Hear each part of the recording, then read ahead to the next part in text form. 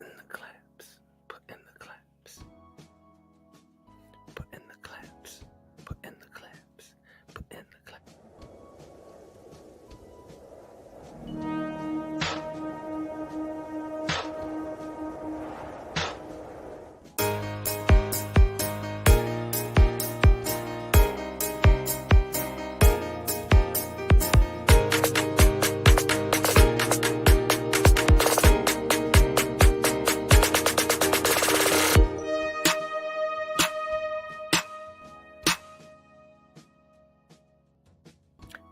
Hey everybody, and welcome back to another all-new X's for Show, the show where we take a look at all the best media news of the week. That's every weekend, Saturday and Sunday. You can check us out at X's for Show on all your social medias.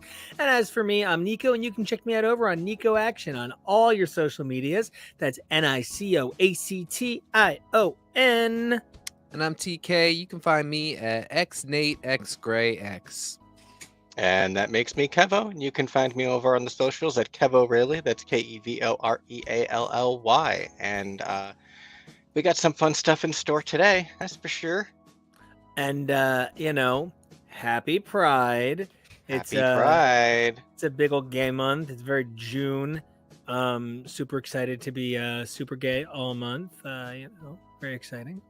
And pretty proud of what we're going to be bringing you guys today. We've got some cool stuff coming your way. First, we're going to talk about some bummer stuff, which is Disney Plus dropping crazy media from their server. Then we're going to take a look at the Drag Me to Dinner drop premiere thing.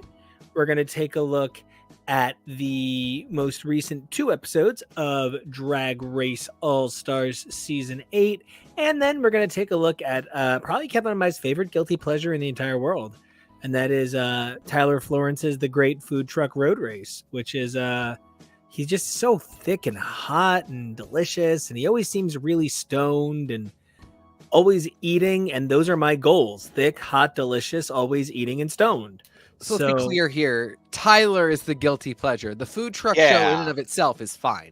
That's just the standard. If any show is a guilty pleasure, it's the Worst Cooks one, through which we discovered Great Food Truck Road Race, or whatever its title is. But through which you made an amazing discovery today. Oh my gosh, yes, I can't wait. We learned about some very interesting crossovers between a lot of our interests, and it's just such a tight little world, isn't it? Yeah, once you get out to LA and you look a certain way, you just got to milk it for all you can. It's true. It's really true. You know, I love a website that features a lot of those sorts of videos, but for now, let's talk about some videos that are getting delisted. Now, this is a really big conversation, right? Disney said, hey guys, 2023, real hard. That big hotel we just said, hey everybody, big hotel. We're like, bye, big hotel, bye. Right. And then they were like, also Hulu, bye, Hulu, bye. And then they were like, also a bunch of stuff on Disney Plus and Hulu, bye.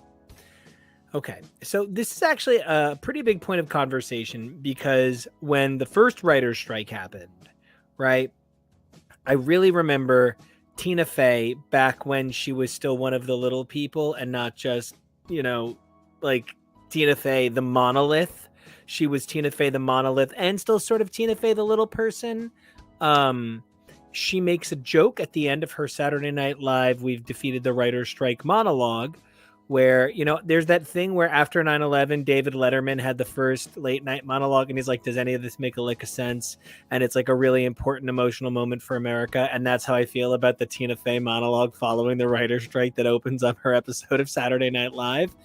And she makes this joke where she's like, and we sure did get 0.03 cents on every stream over 10 minutes long. And like, she's talking about how the big victory of the writer's strike is streaming royalties in perpetuity, however henpenny they are. So knowing that Disney Plus is like, however we do this metric, however we add it up and get that number, we're saying that these things are not worth the server space, the advertising, the maintenance, the royalties, the whatever. And they said, Jeff Goldblum, Willow, Pentatonics, get the fuck off our network. Royalties and residuals is a big one that I wonder about and think about and find a little bit cruel beyond the pale at this point in time. At the end of the day, I don't super care that all this stuff is leaving because you do have to curate and make some decisions at some point. No, I'm so sorry. Pause. Kevo, Best in Dough is on this list. I don't think there's going to be a season 2. Best in Dough, it's the pizza show. It's Oh, Best in Dough. no. It's Sarah Hyland's Boy Toys pizza show. Like, if ever there's a guy that you look at and you're just like, eye candy. Well, I was just going to look that show up. We were just talking about that. We were just comparing it to the drag show. Anyway. Best in Dough. So anyway, to have put these all on the chopping block and maybe said, but we will leave them up until the strike is settled because it's the least we can do to ensure that a bunch of people who are not working right now get what little money they can. And so it feels pretty cruel that they went right now. And that's just a particular point of note. Like I said, I don't really mind that a lot of this stuff is going. I do think that services should curate. Some stuff is not successful. It should not all be left up for just whenever you want access. I'd love if maybe there was an in-between, maybe there was some sort of tier or buy-in where you could access all of this stuff off of an archive, like the vault level, right? Exactly. Or you pay $5 and you get 30 days to access stuff that's in the vaults, or you get a limited number of I want to watch this vault thing right in a certain cycle or something like that. Absolutely, like a library type system. I do want to see Artemis Fowl a little bit. There's a lot of things on this. There's a few things. And the fact of the matter is, I am just going to pirate the ones that they take away. So. Yeah. I think for me, too, a lot, my reaction is going to depend on availability of certain things outside of just streaming. I know Runaways was removed, and part of why I didn't add it to this list, because this is like from an article, I believe, in the first place, and I didn't add it to this later, in part because you can still buy that. You can still buy Runaways, and you can even buy it digitally. So that, to me, is very different from something that was only ever available on Disney Plus, perhaps, and is now completely going away, and there's no access to it. And I read a Variety article by one of the strikers talking about the situation with streaming and how that used to just be the understanding with a lot of projects, that they would just go away. Yeah. It's just we haven't really figured out how to navigate this evolution of we just always assumed we'd have access to certain things. And, it's kind of a de-evolution because we got to a place, we went from during the first writer strike, anything that streamed, I think we did kind of think, well, it won't be there forever. I have to watch it while it is still up. And then we got to a point where everybody, Netflix had this enormous catalog. Everybody else was putting up these enormous catalogs and everything they had was available. And now we're paring back down for not unreasonable reasons, but sort of without any sort of contingency plan. I mean, as I said before, most of the stuff I'm not going to want immediate access to at all times, but I'd like to know it's sort of accessible and that the companies that produced it, that are hosting it, that own it, want to create ways for people to remember that these things exist and get access to them. Yeah. Now I'm going to say something real contentious, right? Like 5 minutes ago, me and 5 minutes from now, me are throwing punches. But I think David Zaslav might have had one point ever. And it's one that I took a bunch of shots at last week. Mm-hmm. David Zaslav said that we got to start bundling our streaming. And I was like, that's the point of streaming packages. They're not being bundled. But think about like an Amazon freebie. You get freebie if you have Amazon Prime. Now you pay for Amazon Prime and you get freebie free. Sure. Right? So when Amazon says we don't want this stuff anymore, they just kind of sell it to their own network freebie. Hold on. Doesn't everybody have access to freebie? And the point is it's because it's ad supported. But like Amazon partially owns it. Right. But if you don't have a Prime account, you can still watch freebie stuff. Right. And so, but it like comes with your Amazon account, like automatically. Right. So you're just saying it's theirs, and other people Right. can still find it. It's just you're making Because the point you can't of buy what it. Amazon. Yeah. There's no Disney TV OS. There's no. Yeah. So like if you have Apple TV, you can get freebie as well, right? Whatever you have that you can install other apps, you get freebie. And freebie buys up things that other people have gotten rid of. So a number of these shows I could see going to a freebie or an IMDb TV. Yeah. I think freebie is genius because I think that telling people in the streaming era that you're just opting in for more ads is fine. Most of us who are not Gen Z or younger grew up with the understanding that ads were in some way part of the package. We allowed ourselves to get a little spoiled at the dinner party of, the buffet of I can pay $20 and never have to see an ad. Yep. But the trade-off of that is that then we're kind of really locked into the curatorial whims of the person we're paying the $20 to. And I certainly would be happy to see more ad-supported streaming networks that are picking up a lot of content. I'm just like, my thing is like, I'm so happy that Jury Duty was created. If I had to sit through a ton of ads for Jury Duty, more than happy to do so, because that was like one of the shows of the year for us, I think. 1,000%. It's like my feel good. It champions a hero. Like, and it's kind of in that vein that I'm thinking about a bunch of the shows that I got cut. And I want to just, as always, give credit to the handsomest gentleman in glasses on this screen. And that is, of course, going to be Kevo, because these images really help remind me of some things. I'm almost positive Encore and Willow were in the announcement Disney Plus shows. And the reason that's of note is I wonder if some of these shows were beholden to rights deals that others weren't, such that the inaugural shows will cost more forever due to their involvement in early promotion, whereas later shows, not Big Shots, not Mighty Ducks, two shows that turned out no online reaction except from Variety, and oh good, you're paying to have an article written, you've really done the thing. I'm just sad that stuff like Foodtastic and Be Our Guest are going away. These were shows that I can't imagine on Freevee, because like every third line is like, and isn't it great to be on Disney Plus? So much Quest is very Disney. Yeah. But I mean, it surprises me that Iger isn't, this is probably in development and is getting tested, but like call it Disney Go, and it is Disney Freevee. It's just ad supported Disney free something. Yeah.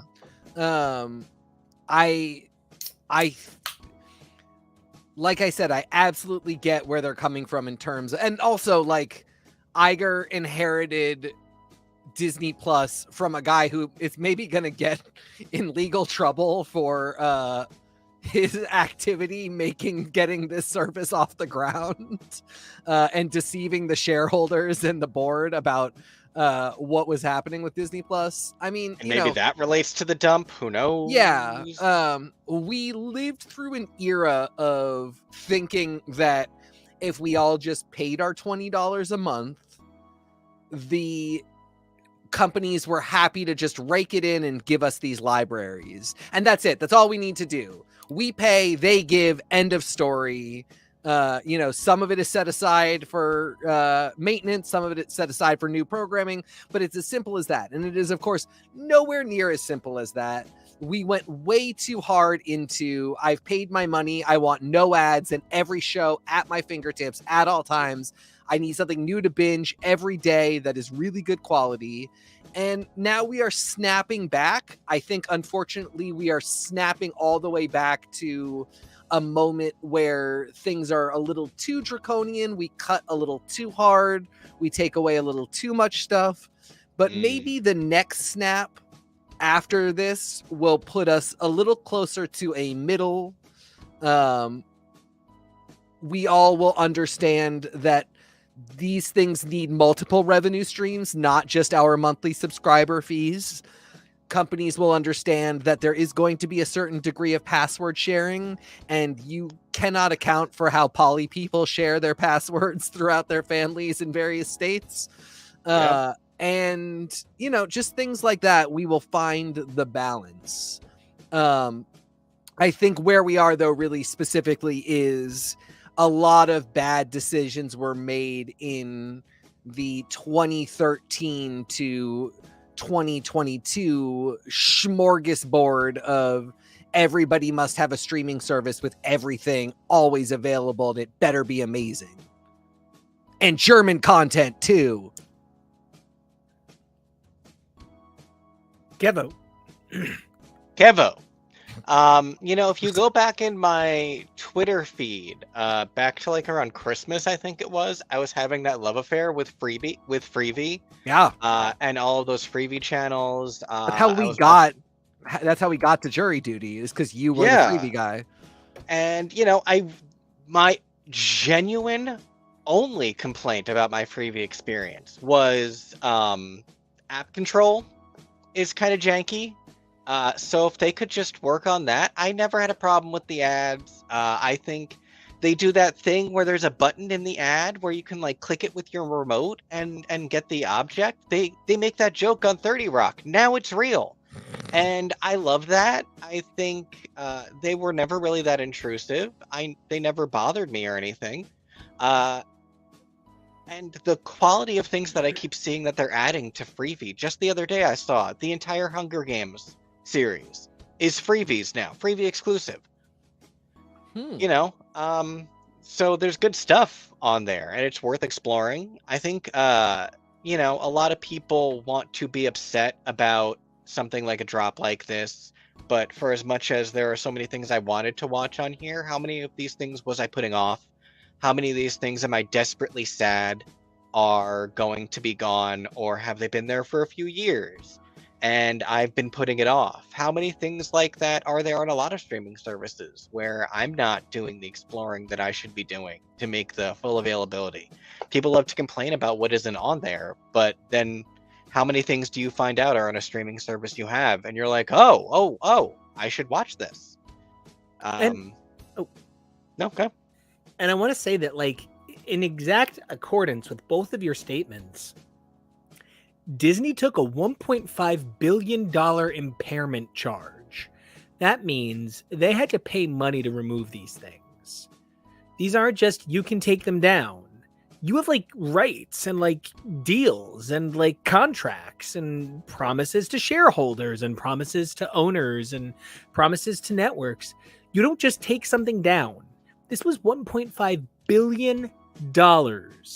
They had to say to themselves, getting rid of this saves them money in the long run. Now, some of this, I don't know. Some of it's a little like, why would you remove Disney Fairy Tale Weddings unless that's going to, like, go up for free on YouTube? Why would you remove Why the Last Man unless that is defaulting to a different rights owner? But then there's ones where I'm like, why are you dropping Locked Up Abroad? Listen, I'm not a Locked Up Abroad person, but my sister, Sainted She Be, is a big Hoarders, 90 Day Fiance, other shows I'm just not about kind of person. I have my own trash, and she's a locked up abroad person, and so like that's something that would have kept my sister on this service. And so I do see that some of what's being cut is like, you know, like I said, Disney fairy tale weddings, foodtastic. Oh, it's the guy who single-handedly launched the mustache back into the cultural vernacular. We have series contributor Arturo up in the house, and he just said, pour one out for Why the Last Man over in the comments. I completely agree. Hopefully it pops up. I was going to say, Why the Last Man is a good example. That's going somewhere else. It's probably, Freevee, the last channel. Yeah, maybe that will pop up on Freevee. You're absolutely right. I mean, the other ones that you're talking about, because it is expensive to serve them and it is not drawing enough subscribers, new subscribers, it's probably not drawing any, and it does not have such play with current subscribers that they will lose anybody or severely impair the service that they provide by getting rid of it. And that's what it comes down to.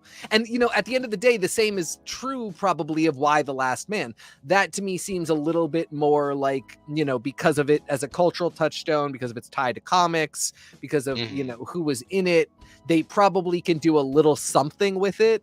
You know, if nothing else, it can go, you know, get sold on Amazon Prime, so you can buy the episodes individually. Although I have a whole thing about that and how that's like the only way to access, you know, content that you buy digitally. It's just a little annoying.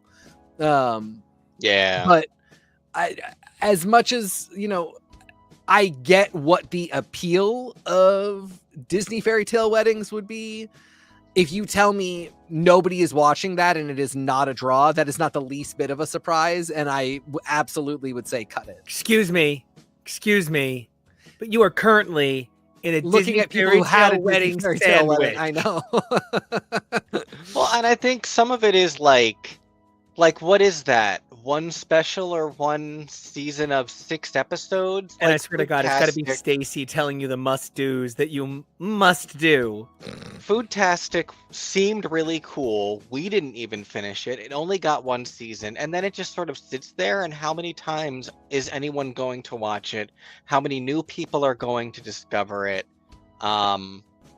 You know, if anything, it just makes me sad that some of these didn't get like a 2nd season or didn't get continued chances. Like, I feel bad for Mighty Ducks Game Changers because I know it's from the same guy who wrote the movies, and so like this was the person who made the Mighty Ducks making more Mighty Ducks. So like I feel bad for them, and you know, I wanted to watch The Quest. It looked cute, but again, I didn't.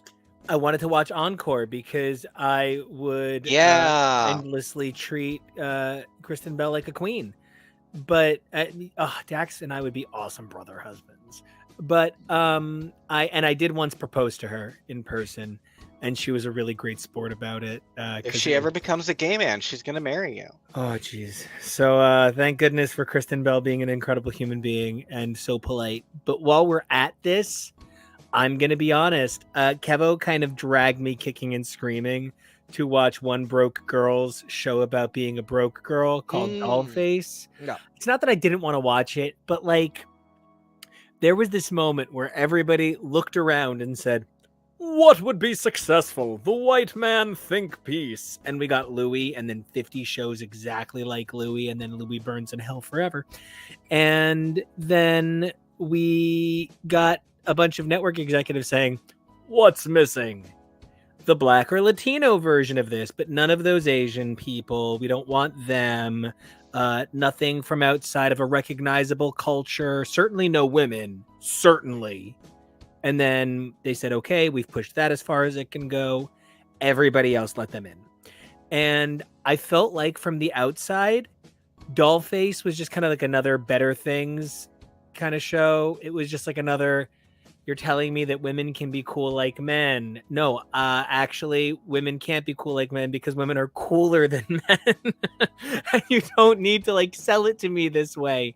But that was a case of where it was like the ad design was all wrong. I was going to say the problem with all of these things is the network exec of it all. Like Shrill with A.D. Bryan is another fantastic example. Shrill is an amazing show, but you can literally, they might as well just have an exec come on screen and go, we gave a fat girl a show. Give me a prize. And yeah, it really was the same thing from Dollhouse. They're like, she's a woman, but she has a show.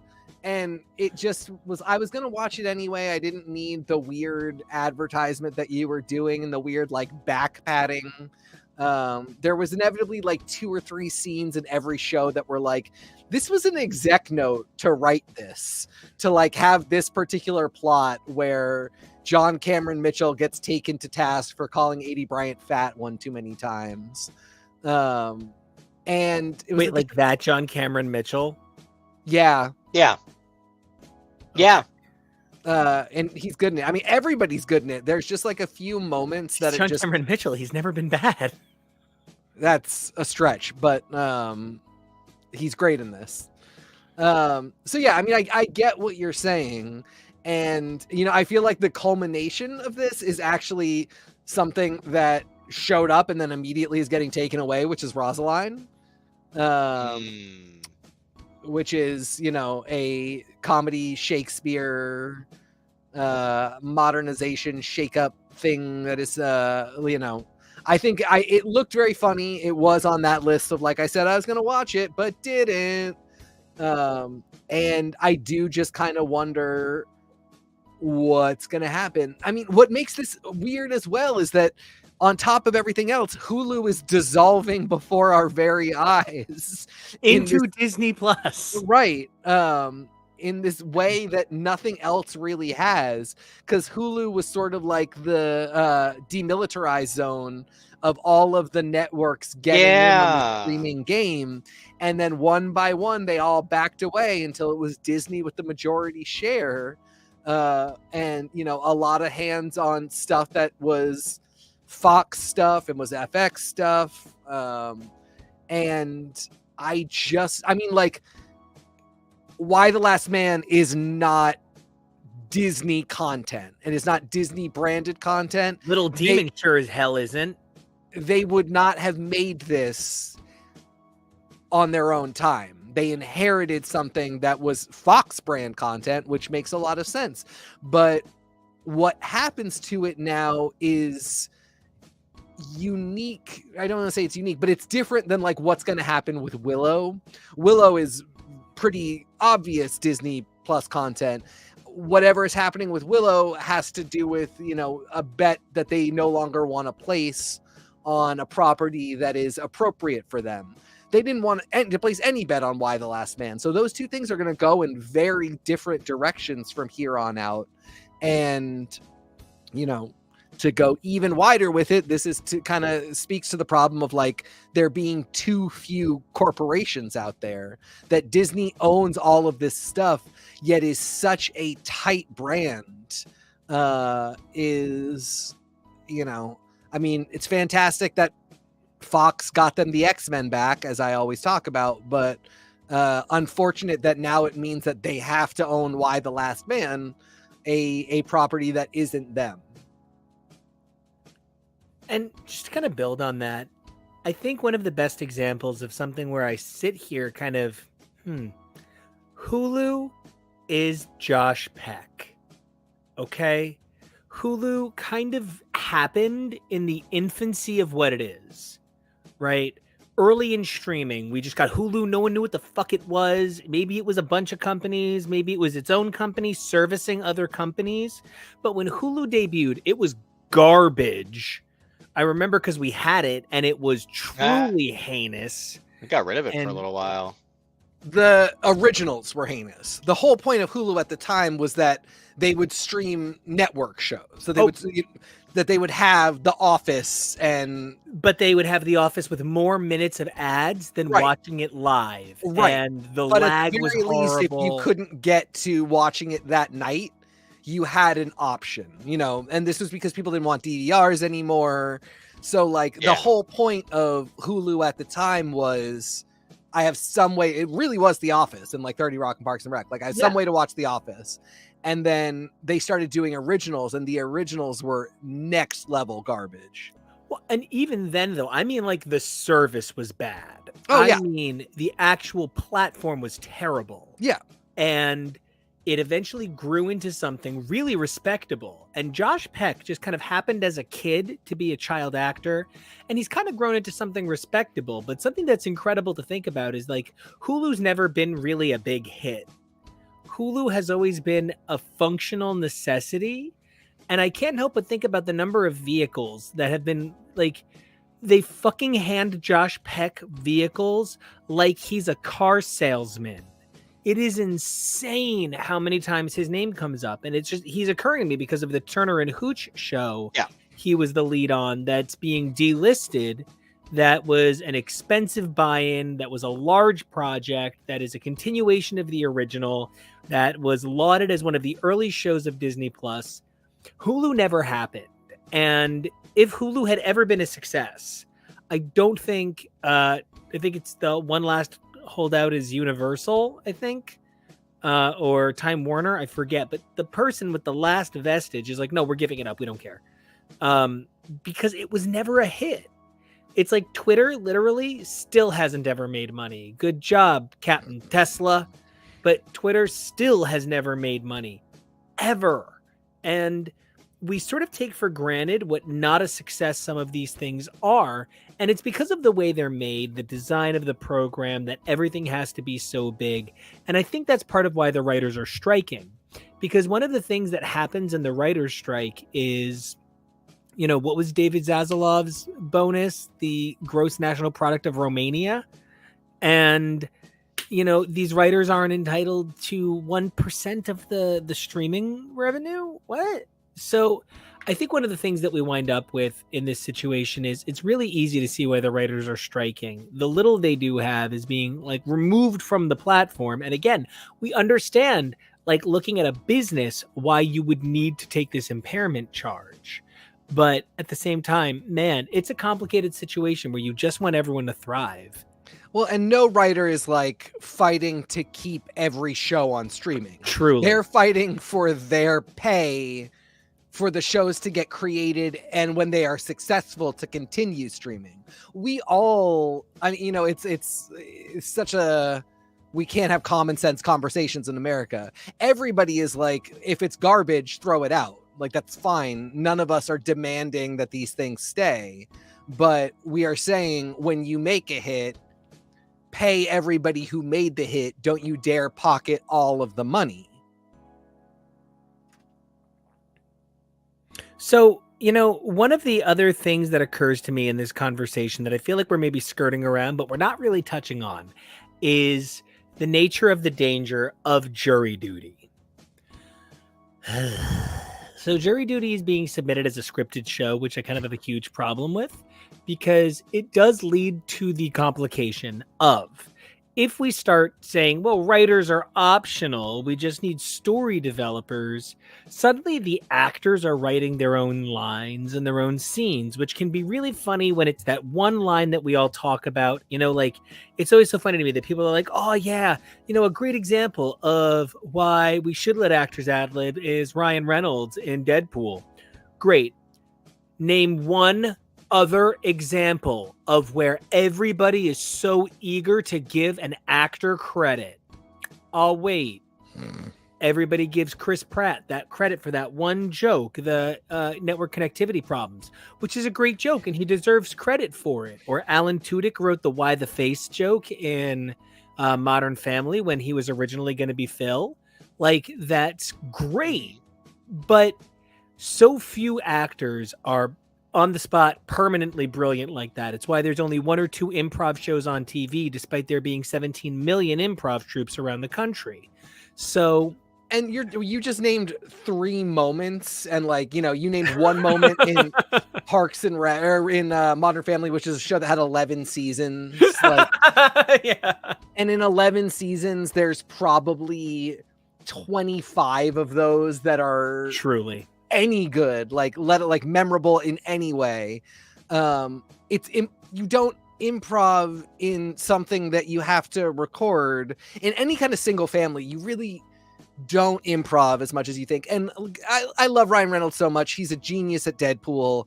But we are perpetuating a cool story and hyping it up because we love the idea that Ryan Reynolds' destiny was to be Deadpool, and he does it so well that he is just going on screen and the movie is happening. But that is not the case. And even if he has some great ad-libbed lines, that is the best case scenario, is he has some great ad-libbed lines. That movie is not an improv special. It's not a stand-up routine. It simply isn't. I know that's really cool to believe. And that's the thing, because when you said that movie, I was like, and that's the thing too. It's a movie. It is one movie, and I think of Arrested Development, where they talked about how tightly every episode was scripted. Yes. That was not an improv show. No. And everybody talks about it like it is because they're great actors and the writing was really good. And when those things come together, moments feel natural. I'll tell you what, when improv humor comes together, it does not feel natural. It just feels funny, but it looks contrived and weird and stupid and insane because it's people taking each other to insanity in comedy. It's not people coming together to create the most realistic moment. The most realistic moment comes from a back and forth of testing and writing things and getting editorial involved. And then you tweak it until you create something that looks really natural because you had the time to get there. On its own, that's borderline impossible, which isn't to say that the moment won't be funny. It just won't seem particularly natural. And Arrested Development is a great example because it just seems so natural, even though it's absurd.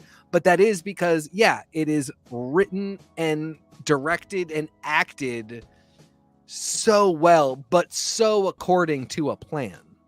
Mm-hmm. And, it kind of makes me think of one of my favorite moments in television history, which, to start, George Michael's voice is literally the feeling of intercourse. It is at all times the most perfect, smooth, soft. Oh, God, you're talking about actual George Michael. Yeah, no. No, not Michael. Oh, gosh. No, he's not Jonah. Together. Yeah. So, actual George Michael, Greek, hairy-chested, jacks off in public god, George Michael. Long may he rest in peace till I get there to mess that butt up. He is... God, I said that on air. So, at least he's a ghost. So... Okay. Like and subscribe. Like and subscribe. I bring all of this up because the best use of freedom 90 that I can think of is It's Always Sunny in Philadelphia. Oh, just want to be really clear.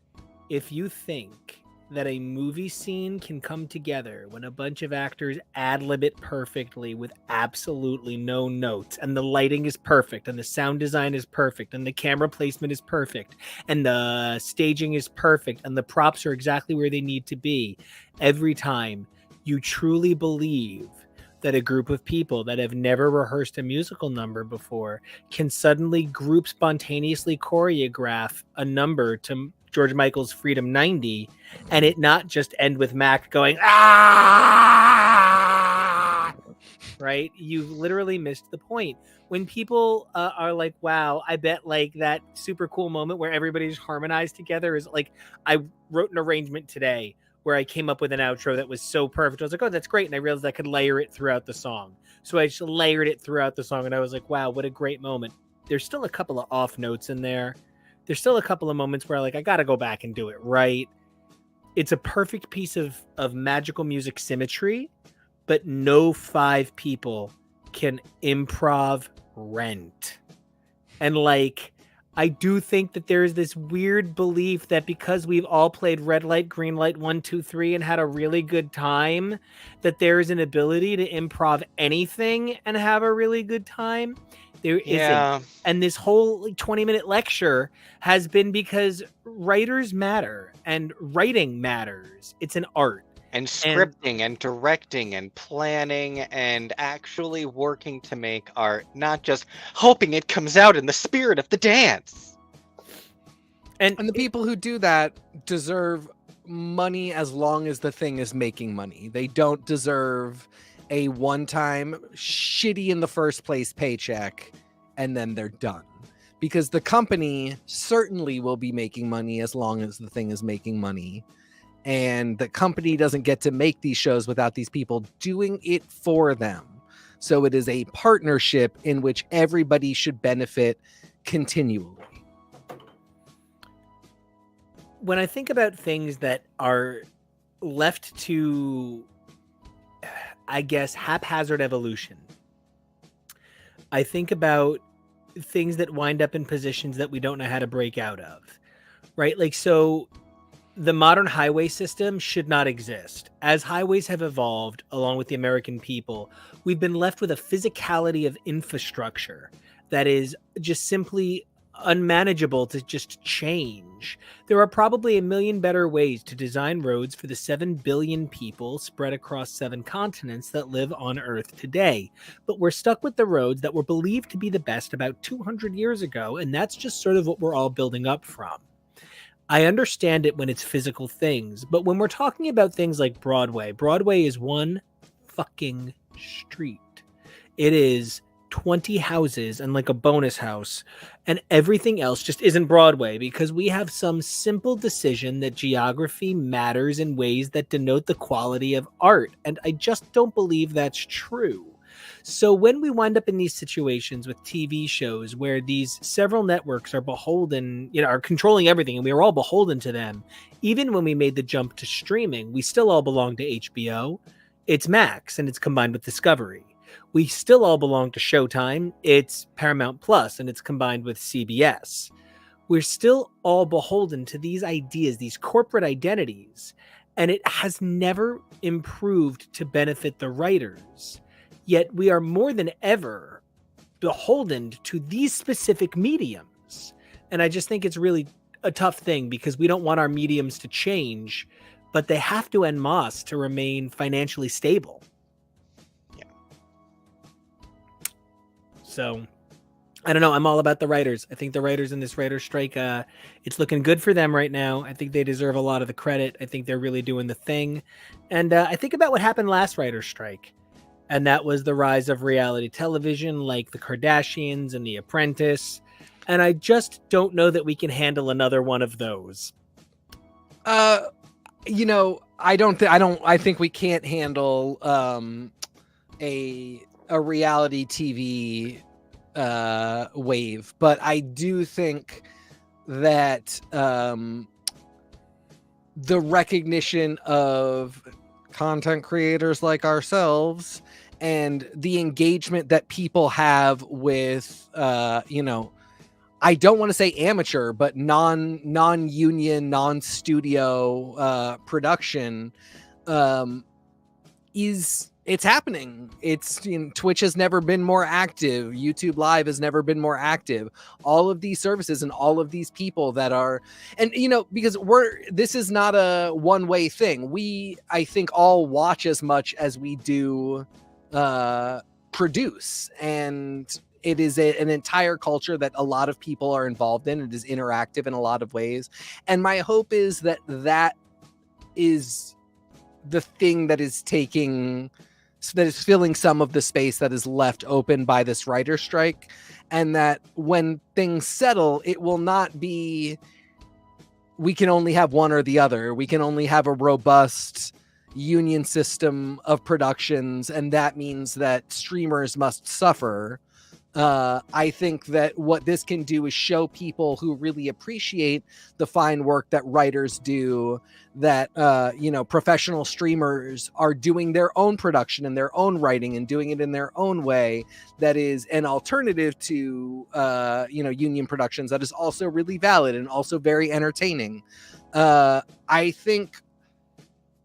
I don't think we can ever plumb the depths of reality TV and the depravity of reality TV, but man, do I think we can't do much new with the medium. I think the newest thing we've done is Jury Duty, which it feels like nobody's really in a rush to try and recreate. So, I think this time around, different stuff will be shaken out of the panhandling as we do this. I really get that. And I was about to say, Kevo, there's still like big TV things, right? Something that people maybe need to remember, unfortunately, is this is not a global writer's strike. This is an explicitly American writer's strike. And there is a pretty phenomenal bit of crossover material. Now, you're going to talk about the most arousing bit of crossover material that we've ever found across our TV programming later on. Hey, what's up, worst cooks, hottest boys? But there's another bit of crossover that's really interesting. In the last year, Jinx Monsoon has taken over our entire television, and she's going to be taking over yet another avenue of our television because British TV isn't affected by the writer's strike. And even though Disney Plus is co-producing Doctor Who, it's technically the British program. So like their season's going on no problem. Exactly. This is the greatest moment in Doctor Who history because everything's getting out of its way and it's taking a year off. More than that, let me double check the number. But there's like, I want to say, yep, okay, it's more than I thought it was, but 8 episodes in the upcoming series. So it's not even like a full 13. So what advantage is it taking, unfortunately? But yeah, that is definitely something to keep in consideration. I will say the big advantage is that, when this is all said and done, productions will get back on track. But Doctor Who, even if they are taking a break right now, ultimately, if they could be airing right now, they'd be the only thing people were watching. But in a year, everything that should have aired against them will not be airing against them.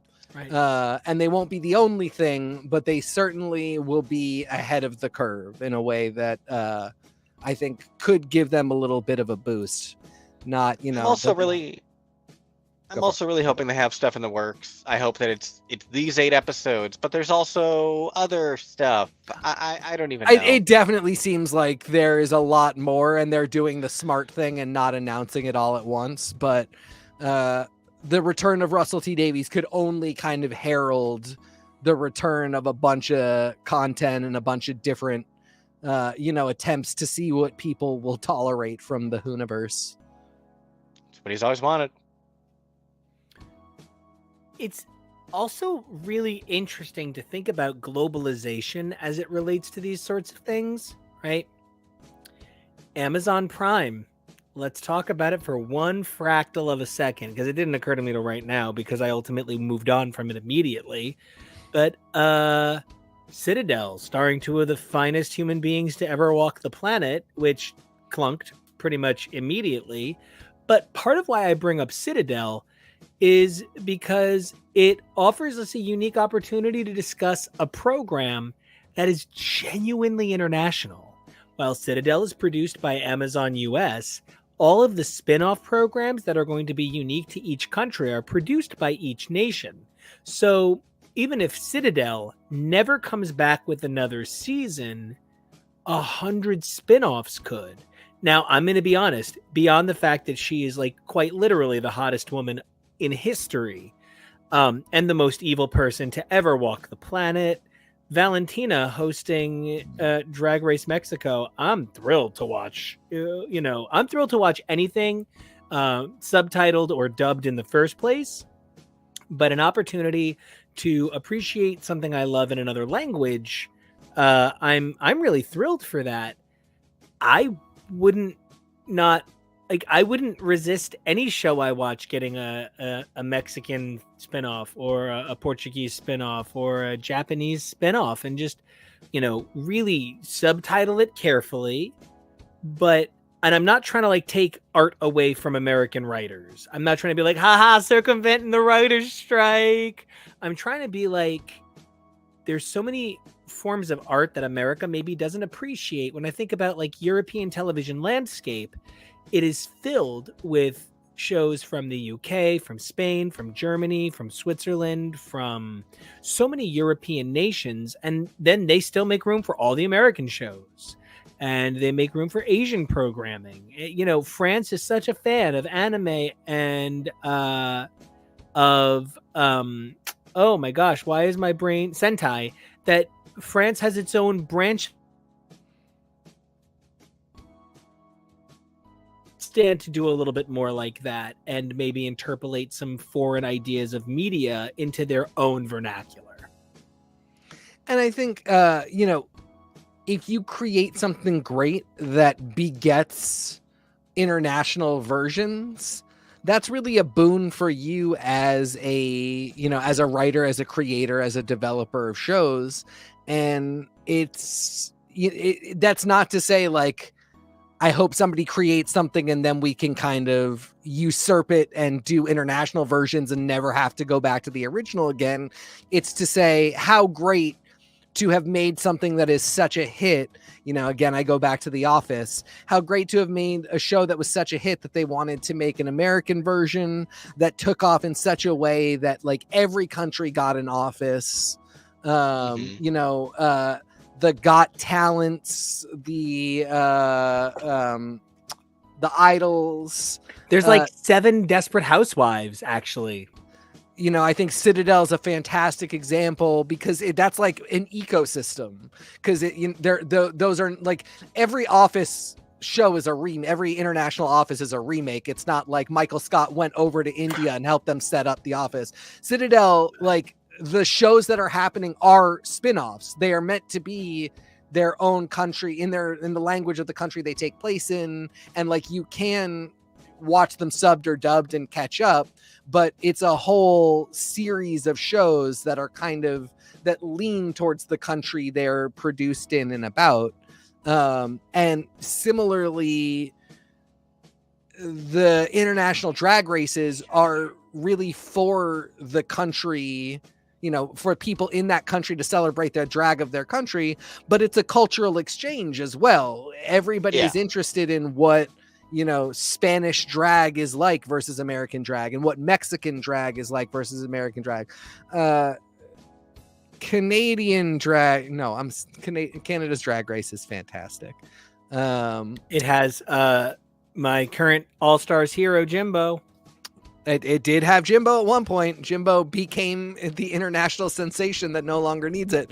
But, I think it really, as a writer or as a developer, that what a blessing it could be, and what a great thing you would have done to create something that goes beyond just the show you created in your home country.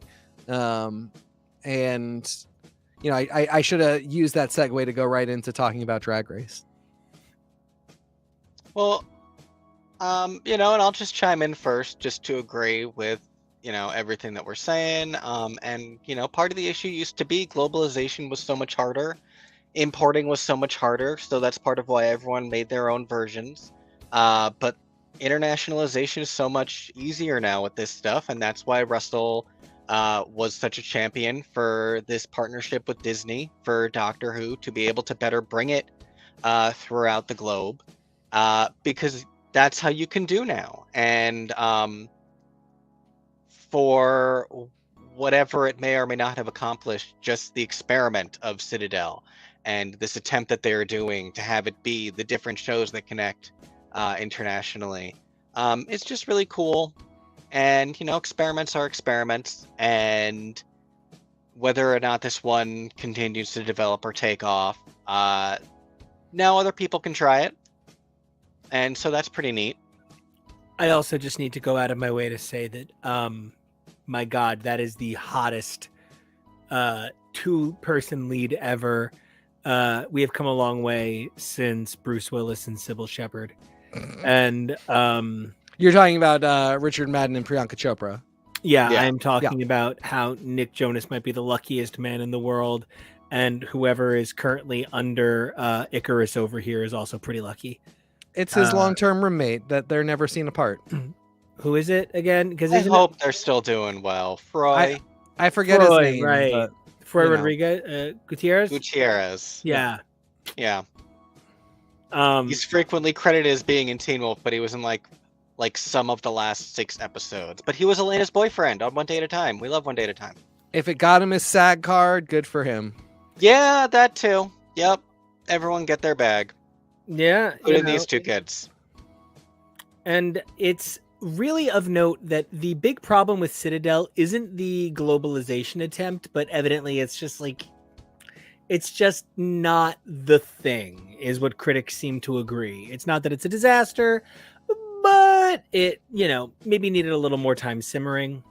But all said and done, I think the big thing we need to keep in mind with a lot of this programming and a lot of this TV discussion is that we're standing on a precipice of technological advancement in so many ways. I think about the fact that the worst cell phone on the market is better than the best laptop from 15 years ago.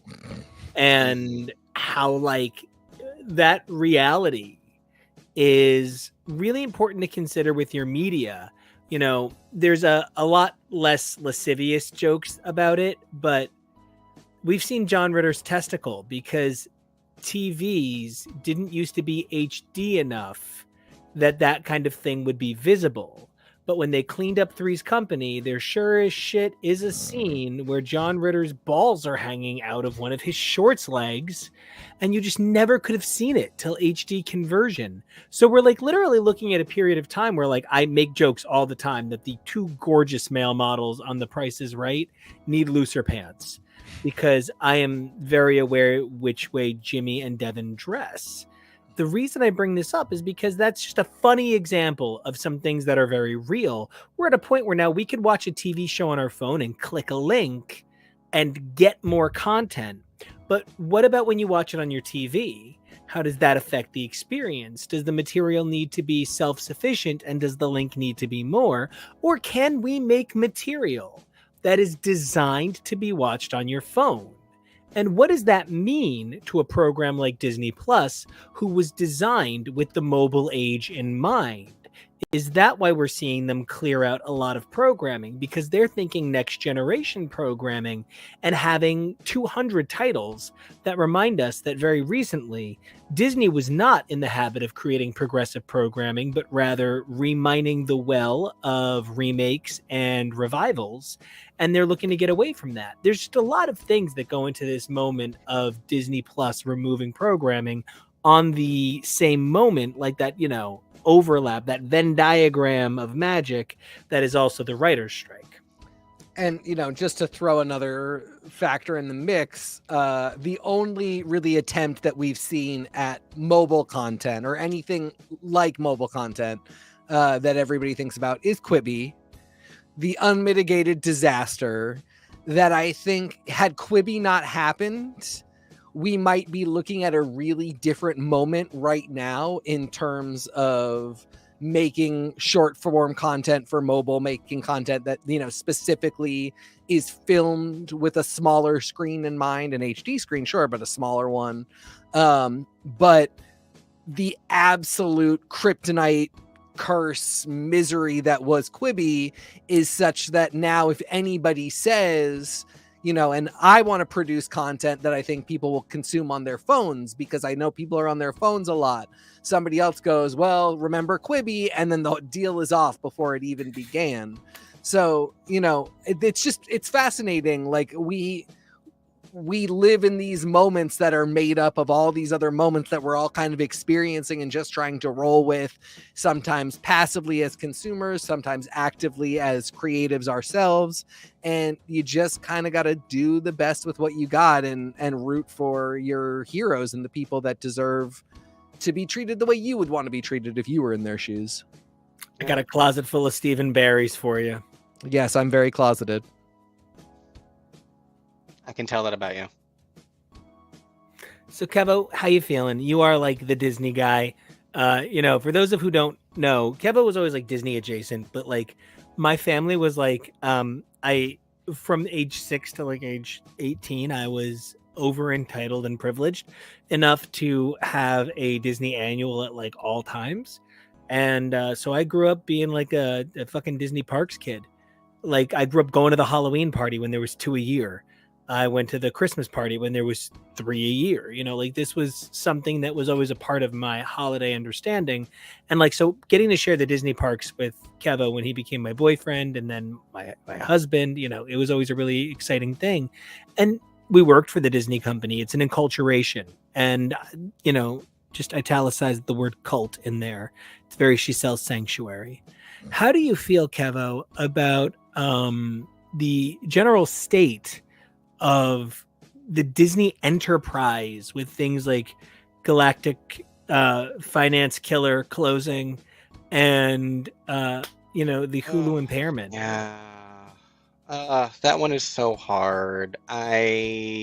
We're gonna have to do a whole other thing talking about that because I don't even know what to make of it. It's so sad, and clearly the answer is not just lower the price. So I don't even know what they're gonna do with it. This, like I said, just makes me sad because there's a few cute titles on this one that I'm disappointed to see ultimately didn't work out for them. But for every Turner and Hooch, for every Mighty Ducks, there's the new Doogie Howser, which I think is going into its 3rd or 4th season. Oh, that's a great catch, Kevo. Yeah, and that's really cute, and it's really great Hawaiian representation. It's got Cameron Manheim's son in it, which we love. I see something like The One and Only Ivan is by the woman who wrote Animorphs. She wrote the book that's based on. Better Nate Than Ever is by the guy who created High School Musical, the series, and so it's really cute queer content. On the subject of The One and Only Ivan, I just want to say film star, eternally hot daddy Bryan Cranston said that he's pretty devastated that of all of the works he's ever done, this is the one that makes him feel like he can show it to members of his family the most readily. And so he is pretty sad that this is gone and hopes that Disney finds it in their heart to bring it back at some point, which I just think is like, from a guy that looks so good in briefs, really important to mention.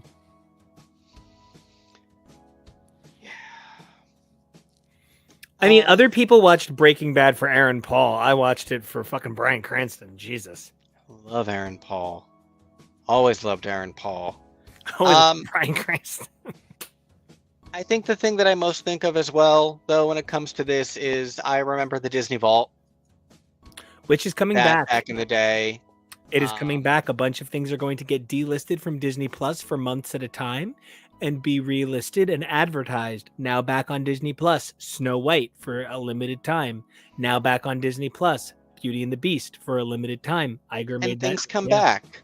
So, I just hope none of it's lost to time. Thankfully, none of it is. None of it's in a warehouse that's burning down.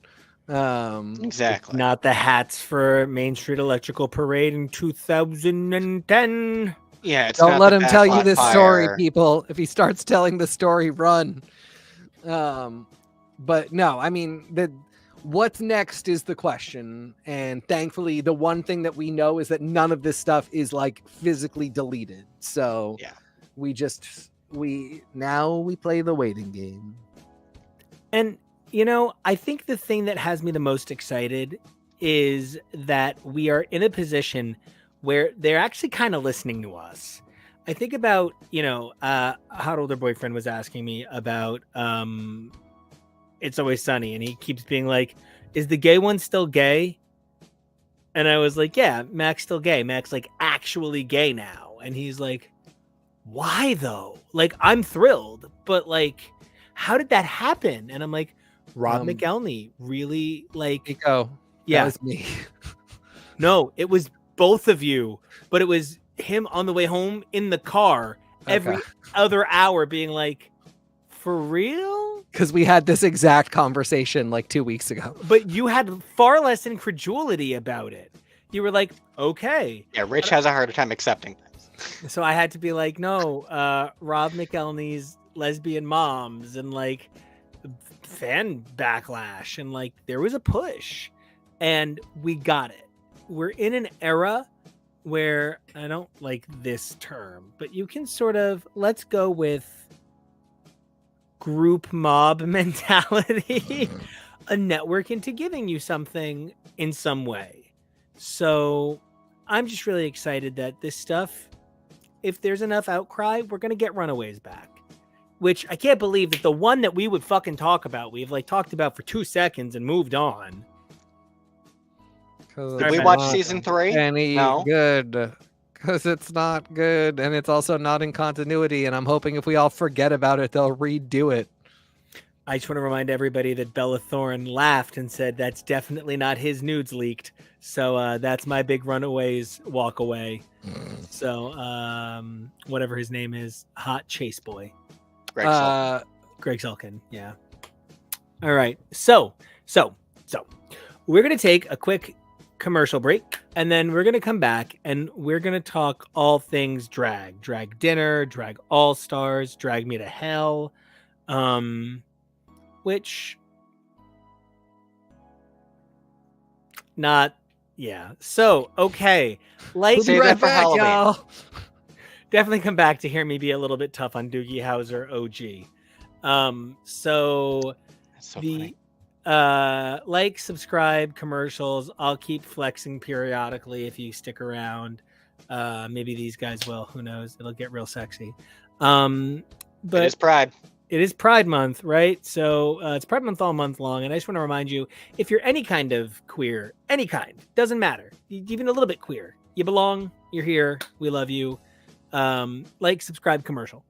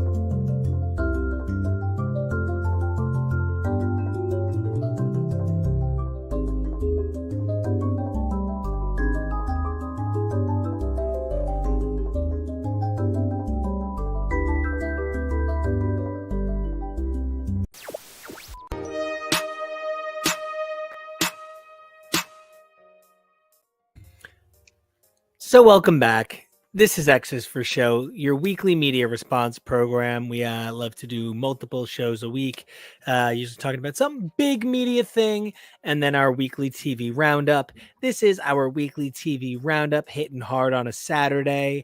I am so excited because one of the things that has been so incredible in this last year has been how much we've really given ourselves over to maybe the queer side of our reality TV love, not just starting things like jumping into Drag Race, both balls in, but also really reliving and reloving Project Runway in its many splendored forms. We've had a really interesting TV, like reality journey. We got into one of our favorite shows, Food Truck Road Race, because of a hot gay boy on Worst Cooks. So, there's a lot of layers to the way these shows are all connected. So, before we can talk anything else drag or anything else reality competition, I want to start with Jonah, beautiful boy, helped create this show, our incredible partner. We love him so much. Jojo said you guys should watch Worst Cooks in America. That's something you guys might enjoy. So we started watching Worst Cooks in America, and there was a lovely young man on it named Sharon. And it turns out Sharon and a couple of other guys from that season of Worst Cooks went over. I have visuals. Oh, we have visuals. Ooh. We have visuals. Ooh. So these guys, Sharon is the gentleman in the middle who is just so handsome and sweet, really good guy, who actually went on to a career in food. Like, this inspired him to become a food guy. These three gentlemen went on to be on Great Food Truck Road Race, where they competed as Just Wing It. And it's really funny because one of them goes on, Sharon, the guy in the middle, who does drag, actually. Could not find a picture, or I'd have one. Right, but definitely did drag for a very long time, had come up repeatedly. He goes on to have like a career in the culinary arts, while the guy on the right just uses this to try and launch an acting career, and it doesn't work. So, but we loved these guys so much that we watched every episode of Food Trucks because it turned out to be a really great show. But jumping back a minute, Kevo has had a bit of a crush on one of the Pit Crew boys. Now, my favorite Pit Crew gentleman, I haven't seen too many images of him. It's not hard to tell because there aren't too many Asian Pit Crew members. But there's a very muscular Pit Crew member who is an Asian gentleman who is quite gorgeous. Never caught his name, unfortunately. But I know, TK, you have married Sean in your heart. Yeah, I don't know if we can count Sean anymore because it's been so many years, but Sean was my first love. He just beautiful man. Now I think it's Bruno. Bruno's just the best. But this gentleman. Well, and that's the funny thing. I always found Asaf really attractive, but there was always just something about him. And then today, when I was doing the research for Great Food Truck, for us to talk about it and to talk about the season where we had fallen in love with Sharon and followed these characters over to the Great Food Truck Race to fall in love with this show to begin with, this was their season. And imagine my unbelievable surprise when I discovered that Asaf was one of the long-lasting contestants of this season. I completely had forgotten. We were in love with these two men in particular. We loved Daddy Jonathan and Asaf the most from these two teams. But, obviously Nico was Nola Sharon. That is... It's 280% my type. It's absurd how my type he is. Like Charlie Cox, but make it Jewish. Like, that's me, right? Charlie Cox, but keeps it kosher. That's the dream. So the fact that Sharon did drag, the fact that Asaf was then over on Drag Race, like that, all of these things are so connected and so queer, and I love it, and I'm in. Although, amusingly, he is a straight man with a wife and kids. And yeah, he talked about when he was on this show that he wanted to learn how to cook because it was the only thing that he didn't have to draw on a wife. Yeah. Well, he figured it out because he got one. He also was on one season of The Challenge. Really? Which the Drag Race crossover there is that Cameron Michaels quit drag and now does the Challenge workout series. And a lot of steroids. So just a PSA, you can't look like that just from doing the challenge workouts. So no, and you can ask Sherry Pie all about it. Getting huge. What is it like? What would you feel about the sound of you getting bigger? Unhinged. Man, I love it. We've So all anyway, dived into the nifty archive, but Jesus, happy Pride Month. That was an amazing find, Kevo. And also just really goes to show how small these circles are. And these are people that also do not work if writers are not properly paid. So think about that. Frankie Grande doesn't want anyone to know who his famous sister is on Big Brother, but wants everyone to know on Drag Race. I think he just expects that they do know. Well, okay. Let's talk a little bit about an actual drag program. But we'll come back to trucks. We'll talk about Drag Me to Dinner. Okay. I want to say I was so excited about Drag Me to Dinner because it has all of the magic and promise and charm of the Muppet Show. Celebrities slotting into this weird, kooky crew. I only wish it was like you guys are coming in to like have a banquet thrown in your honor and these idiots are throwing it for you. Instead of wish there was a little bit more story. Yeah, instead of the drag queens are the idiots. I don't know. We only watched the pilot, Kevo and I. We actually watched it with our whole family, so it was really special. It was me, Kevo, TK, and then our guys Jonah and Jake. It was really wonderful. I'm in for Neil. I'm in for David. I mean, I think there's some things to be said about the, queer white representation of, but whatever. I love Bianca. I really appreciated a lot of the what was going on here, but I can't do TV shows where there's literally no purpose. There's no purpose. You are being exceedingly positive and generous, and I love that about you. And I don't want to be super negative. The only reason I'm okay being a little bit negative about this is because the queens didn't produce this show themselves. They all do fantastic. Every queen that shows up is lovely and does what they do best. The problem here is this is 50% a competitive party throwing show and 50% like a drag race challenge where you are doing an improv sketch of putting on a party, and yet nobody has actually done the work of balancing out these two ideas. So they are not actually really competing. They are not making any of the food. In fact, so many of the jokes are, in the second episode, I want to say it's the one with Thorgy. They're making an egg dish in a food processor, and they just throw the egg in, and it's not an accident. It's like a joke that they're crazy. Oh no, it's the one with Bibi Zahara Benet, and she throws the egg in, and it's not a joke. It's not a mistake in like the actual attempt to cook the food. She's like, it adds flavor, but of course they're not going to serve this dish with an eggshell food processed into it. Like, that's not the recipe. It's just this weird. Even if they pretend that's what they eat, they're not actually going to serve this to Neil Patrick Harris and David Bertka and any of these hosts. So when the dinner party takes place, clearly the interns and the PAs have come in with actually prepared food, or at least styled food with like one piece that is edible, or at least not poison.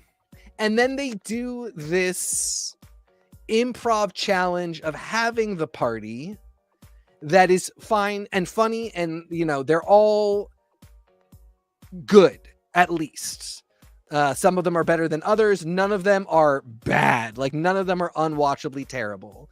But then there's this moment where Bianca, Hanifa Wood, Murray Hill, who is ostensibly the host and a drag king, David Burtka, and Neil Patrick Harris all gather around and evaluate the parties, including the food, as though they all put in a legitimate amount of work that was all on the up and up in order to produce the party. And I just sit there wondering, was this a competitive reality TV show, or is this an improv sketch show? And unfortunately, it's not that it's both, it's that it is neither. Woof. Yeah. In a way that just doesn't do anybody any favors. And I think what really annoys me is the people that come off least scathed at first glance are Neil Patrick Harris and David Burtka, and I don't like that. I would like for them to be taking all the heat. Now, are all of their segments, like, other than everything was like what you saw? I went in to watch more to confirm. Nobody does anything different. Nobody does better or worse than what we saw. Does Neil get that drunk every episode? No, but there's always like something going on. Weird foot to lead off on that. So the other thing is like they're like, if you do well in this challenge, David Burtka comes and helps you out. If you do poorly, David Burtka in drag comes and makes it more difficult for you, which is also makes no sense. I don't know, man. Like, I love Hanifa Wood. I love Bianca Del Rio. I do not like Neil Patrick Harris or David Burtka. I would not like, I don't like them. Like, I wish them ill, but I'm not compelled watching them do this. And they're not a drag draw by any means. No, not to me. It They're feels not like really a queer draw, are they? No, I mean, it feels like for straight people who Yeah. are allies who want to see queer culture, but don't want to talk about fisting. It's watching Neil Patrick Harris and David Burtka talk to sanitized drag queens. Great. Let me continue to sanitize homosexuality for you. Right. The good news is we're all just friends and only hold hands. Yeah.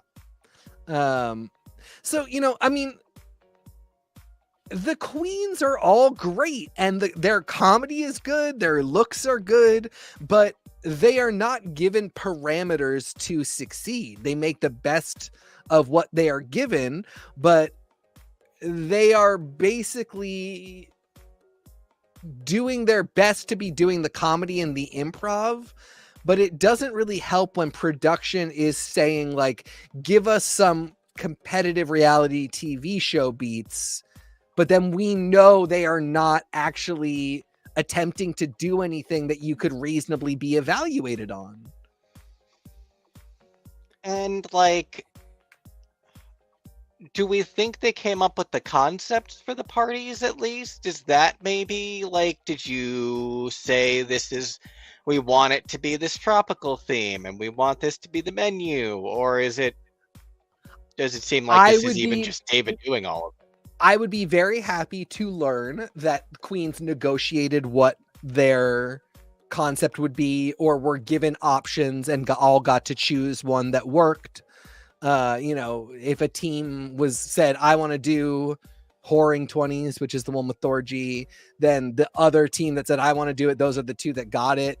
But at no point is there any indication that Queens came up with their themes or picked them.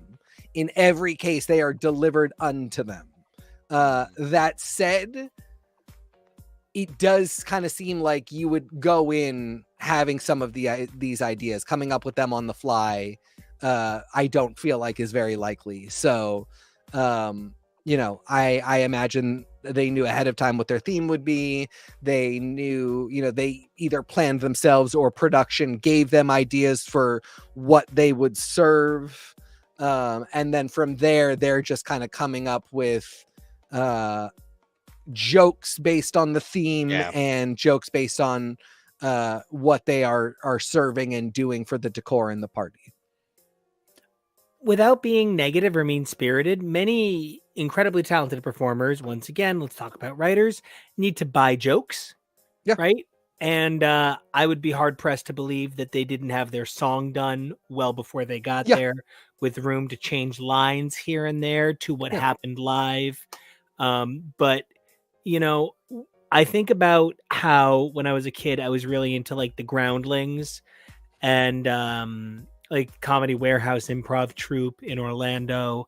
And the thing you would come to realize is da da da da da da da da da da is the melody for 50 songs.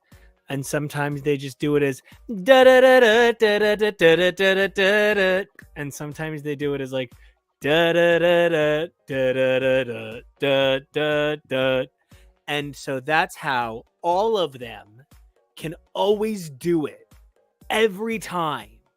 But it's so rehearsed, and all they do is Mad Libs, plug in noun, plug in adjective, plug in adverb, plug in the thing that makes sense. Because especially when you're harmonizing, it's hard. Now, don't get me wrong. Jinx Monsoon and Ben de la Creme are, you know, beyond masters of their craft. They are, you know, standard setters for their industry. And if anybody could improv these songs, it's them. But you know who couldn't know how to improv it perfectly? The lighting and the sound design and the camera people. So there's no way in my mind this isn't rehearsed 15 times, especially knowing that Jinx restarted her song 3 times at the season 15 finale because it wasn't up to her professionalism standards. Don't get me wrong. Jinx is Missy Elliott high in this episode. Yeah. She's sitting on the curb with a pocket full of herb. Look at her. She's flying. She's as high as a bird. So yeah, no, you're 100% right about that. So you know, on the whole, I will watch more. I am excited to watch more. More is in my near future, but I was ultimately probably unimpressed with the offering of the first episode. How about you, Kevy? Yeah, I would have liked a lot more than the queens just showing up in a lot of ways. I really give it to all of the queens. They are all fantastic. They all do their thing. Alexis Mateo and Vanessa Vanjie Mateo are very them, and you know, everybody comes with exactly who they are in a way that, you know, for 20 minutes on screen or whatever it is, they get to feature themselves. They get to be there. I'm really going hard on production. I'm really going hard on the staff here. I do think, and the developers, I think they fell down on the job of figuring out what this thing was going to be. I really wish that it feels like it was a pre-production room in which everybody was scared to tell somebody no. Because some of these ideas are a great first start, but then you go, well, wait a second. And like this happens with the three of us when we're coming up with concepts for this show and for other things we want to do, where one of us will say like, well, what if it's this? And usually it's Nico, and Kevo and I have to go like, okay, that's good. But then like, we can't have fireworks indoors. So what would you do if you wanted to give the feeling of fireworks, but not set off explosives in a crowded room? And then we come up with the next idea. This very much feels like somebody was like, what if we did something that was neither competitive reality TV show or improv drag show? And everybody in the writer's room was just like, please do not fire me. That sounds great. I will get the team involved. And it just feels like there needed to be somebody who was like, no, you got to pick one. They can be funny on a competitive reality TV show, or we can make very clear that they are not doing a single thing and that the judging is a joke as well. And then we'll go from there. And some stuff just, you know, is cool for its existence sometimes too. You know, I'm looking at this I'm looking at this photo of this cast and I'm like, this is 40 goddamn drag queens that I am looking at here.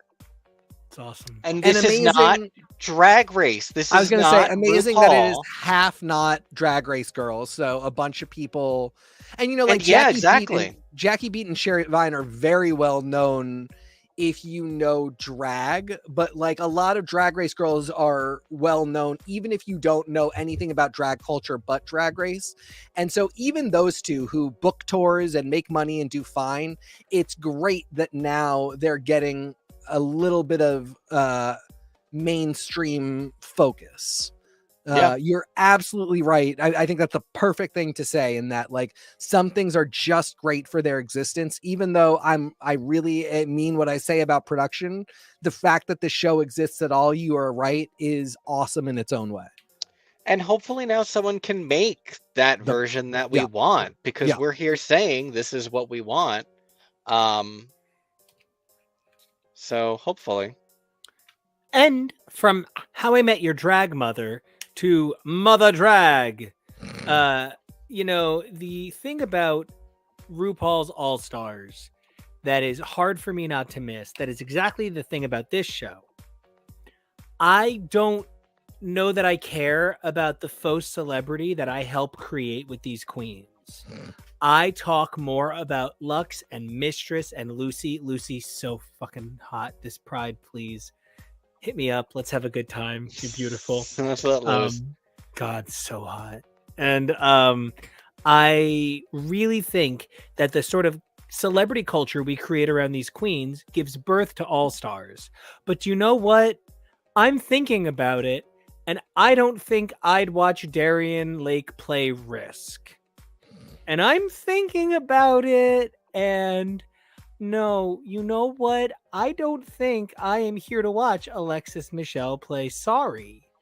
Maybe Twister, but not Sorry. And my whole point there being like, All Stars exhausts me because I'm not here to watch these people play a game. I'm here to watch these people win a game.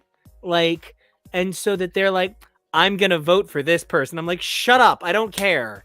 And then they're always like, you voted for me, so I'm going to vote for you. And I'm like, oh, God, you're all behaving like babies, like big babies. Like, it's weird because in some ways you graduate from RuPaul's Drag Race and you go on to All Stars. And in some ways it's like graduating from the Muppet Show to Muppet Babies, because it becomes so much more personal and it's so frustrating. Maybe it's just because we are in the process of catching up on everything, and especially All Stars, as quickly as we are. But where we are in our current cycle and seeing where All Stars is now, it feels sometimes like these people have never watched their own shows before. And it feels like every single season we are seeing a new batch of All Stars learn the same lessons that have been learned every single season. And you really, so, maybe, you know, it's all reality television though. So right.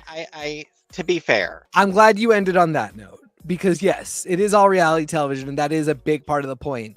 And the fact is, people aren't going to buy it if you don't convince them that you are being that stupid. And if they don't buy it, what's the point? And I think especially on Drag Race, people want you to give them stupid, silly TV moments. And I think the moment that I realized that this was the case was with Gia Gunn and Pheromone in All Stars, where and I've listened to Gia talk about this outside after leaving, and essentially being like, I was just trying to get Farrah to show up with me and do a moment. I don't really give a shit about her. And like, I mean, it's just kind of cruel. Like, she's like, I wasn't actually like upset with her, but I also don't care about her. Like, I wasn't trying to do anything but like give us both a moment to fight publicly on television that would make for good reality TV. And poor Farrah thought we were actually having a disagreement and that she was kind of fighting back against me. And like, those are two modes of person, because that ended up being a very good TV moment in that episode of All Stars. But poor Pheromone is actually sincerely trying to combat a bully, and Gia meanwhile is like, no, like if we both just are cunty to each other, it'll make for good reality TV. Now by 8, most of these girls, for the most part, I think do know this and are operating around this level.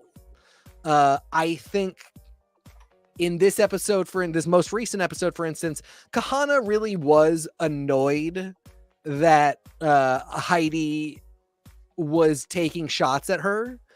And I get why. Then don't be at a stand-up show. Oh my God. Yeah. Don't be bad if you don't want somebody to, capitalize on that. Literally a beautiful queen, incredibly talented, moves like none other, but that is not what we're here for. Yeah. I think meanwhile, in that same fight, Candy doesn't actually really care. News. You guys haven't gotten to it yet, but Candy has one of the most enormous blowouts in All-Star history. Shock. With Tamisha Aman, mother of Tandy Aman, who you have seen do the Wonder Woman split video. And it's just this enormous screaming match. And that's the greatest video. Yeah, you're talking about holding out for a hero. Yeah, that is the single. That is the greatest video. That is the whole reason we dedicate this much time of our lives to Drag Race. I know that video. So her drag mother is on. Her drag mother is on season 13 of Drag Race with Candy Muse, and they get into this just insane fight, and Candy's giving it her all, but at the end of the day, ultimately Candy knows that she is doing it to produce her part in a reality TV show. And that is exactly what's happening here with this stupid, like, well, Heidi, did you did you say that I was gunning for Jimbo and like I actually care about this? Now, Heidi becomes the interesting one for me because part of me is like she got too emotional, but part of me is like she raised her booking fee. She showed a bunch of good looks. She knew at that point that she probably was not going to win. Jimbo's really probably going to win unless anything goes wrong. So why not leave early? Why not go home? I'm tired. I just want to go home. And so goddamn, did she create a moment by doing this? Exactly. And so part of me is over like 3 episodes. I don't think she was like, I'm so emotional, I must leave. I think she was like, I got this. I could head out now and like get all the benefits and waste none of the time. I'm going home. And I think maybe even some amount of emotional, but not like psychotic collapse emotional. Just like, okay, I don't need to be here. You can't legally keep me here. It wasn't an Alexis Michelle moment. I just imagine that Alexis Michelle gets to the McDonald's drive-thru and it's after a show and she's drunk and she's tired and she just wants to go home and her friend is driving and she reaches over her friend and she's like elbows right into her friend's dick, like right into it to get to the drive-up speaker and just screams, Hello, barbecue sauce. And they're like, I'm so sorry. Do you have Ma'am, we're barbecue sauce? Ma'am, Rick and Morty Szechuan sauce. Ma'am, we're out of sauce. And then she just How can you be out of sauce? Exactly, but crying. Sobbing. Full sobbing. Like, leave Brittany alone. Yeah. That said, Alexis Michelle is Don't. He can't avoid it. You know what you got yourself into, motherfucker. Pride. I am like the horniest man on earth in the first place. And it's where's that butts picture I sent you? God, Alexis Michelle has really aged into his face really beautifully. But speaking of people who have aged really beautifully, I just actually want to give it up for Darian Lake and Mrs. Kasha Davis, because not just Queens of Rochester, New York. And am I not just a fan of Kasha's serial empire, but I also think there's a lot to be said for the quality of aged dignity on television. I bring it up a lot, but Blanche is 48 in the pilot for fucking Golden Girls. We told women 25 years ago, go die. And, that's 35 years ago with the Golden Girls pilot. So, like, when I look at Darian Lake, and I'll be honest, Darian has about 15, 16 years on me. And it's such a dumb thing to say, but like my nana kind of passed away when I was very young. So my memory of her is permanently frozen at her about 50 years old. And it's kind of in Darian's age, and Darian looks like she could be related to my family. Like Darian looks like we are related. And I genuinely love her a lot. Like I feel very connected to her. Like I feel like she's a member of my family, and I would lose control if I met her. Like just like you could be in my family. I would love to like just be friends with you. And so like you wind up so connected to these women, and to see that there's that opportunity for older women in this world where there really wasn't 20 years ago. You know, RuPaul has gotten a lot of things fracking wrong, but she occasionally gets things right. And while I did not enjoy seeing two beautiful, incredible women of an age of dignity eliminated 2 weeks in a row, I definitely think it is worth mentioning that there was room on television for two beautiful older women, despite the size of Jimbo's breasts. Oh, she's so cool. Fuck, I love Mrs. Kasha Davis. She's so I love cool. those headshots. And then That's she's so so in cute. love with her husband is like the cutest, sweetest, sexiest thing. And, you know, I mean, unfortunately, they both did deserve to go home those the weeks that they went home. And that is part of the formula. We do see, you know, we've seen definitely, especially where the top is concerned, some I feel like chicanery might be the right word, some gaslighting that is that is part of the Drag Race process. You know, at the end of the day, everybody really needs to go with the intention of just showing their stuff, because it's like that the drag dinner show. Like in some ways, production's just gonna do what they want, no matter how hard you compete. There really are times where it just doesn't happen the way, you know, the results are not clearly what we all saw on screen, and we all just kind of have to deal with that a little bit. And so, you know, the weeks that they went home, those two really were in the bottom, and Jimbo is just absolutely knocking it out of the park, to the point where it doesn't really seem like there's much other option. And that's okay, because for the most part, we should be having a good time. For the most part, we are. I think you starting off pointing to the fact that, like, I'm not really here for that TV drama. I think the three of us are really not, and are not super compelled by those moments, but it is part of the package. I think sometimes when they're really funny, we can laugh at them. When they're really over the top, we like to sort of be part of the moment. But I think that's where the three of us especially start looking at our phones a little bit, start tuning out a little bit. But this is a solid season for just seeing some really like classic talents do its thing. You know, to see some good redemption stories. Like, I mean, I think Candy Muse getting a chance to be herself but not shoot herself in the foot with it has been really nice, because she annoyed the shit out of me her season, and I really do kind of just enjoy her here. But at the end of the day, like, I'm really glad James Mansfield is going as far as she has, because I like seeing her get that screen time, and she's really cute and funny. But like, we're watching the Jimbo show, and we're having fun watching the Jimbo show, and I think if we all just lean into it, we're okay. Now, actually, in regard to that, I do want to kind of interact. There's something like, I'm a very pansexual man, and I have noticed some of these tiny little sensuous queens, they wind up dominating the physicality of the show.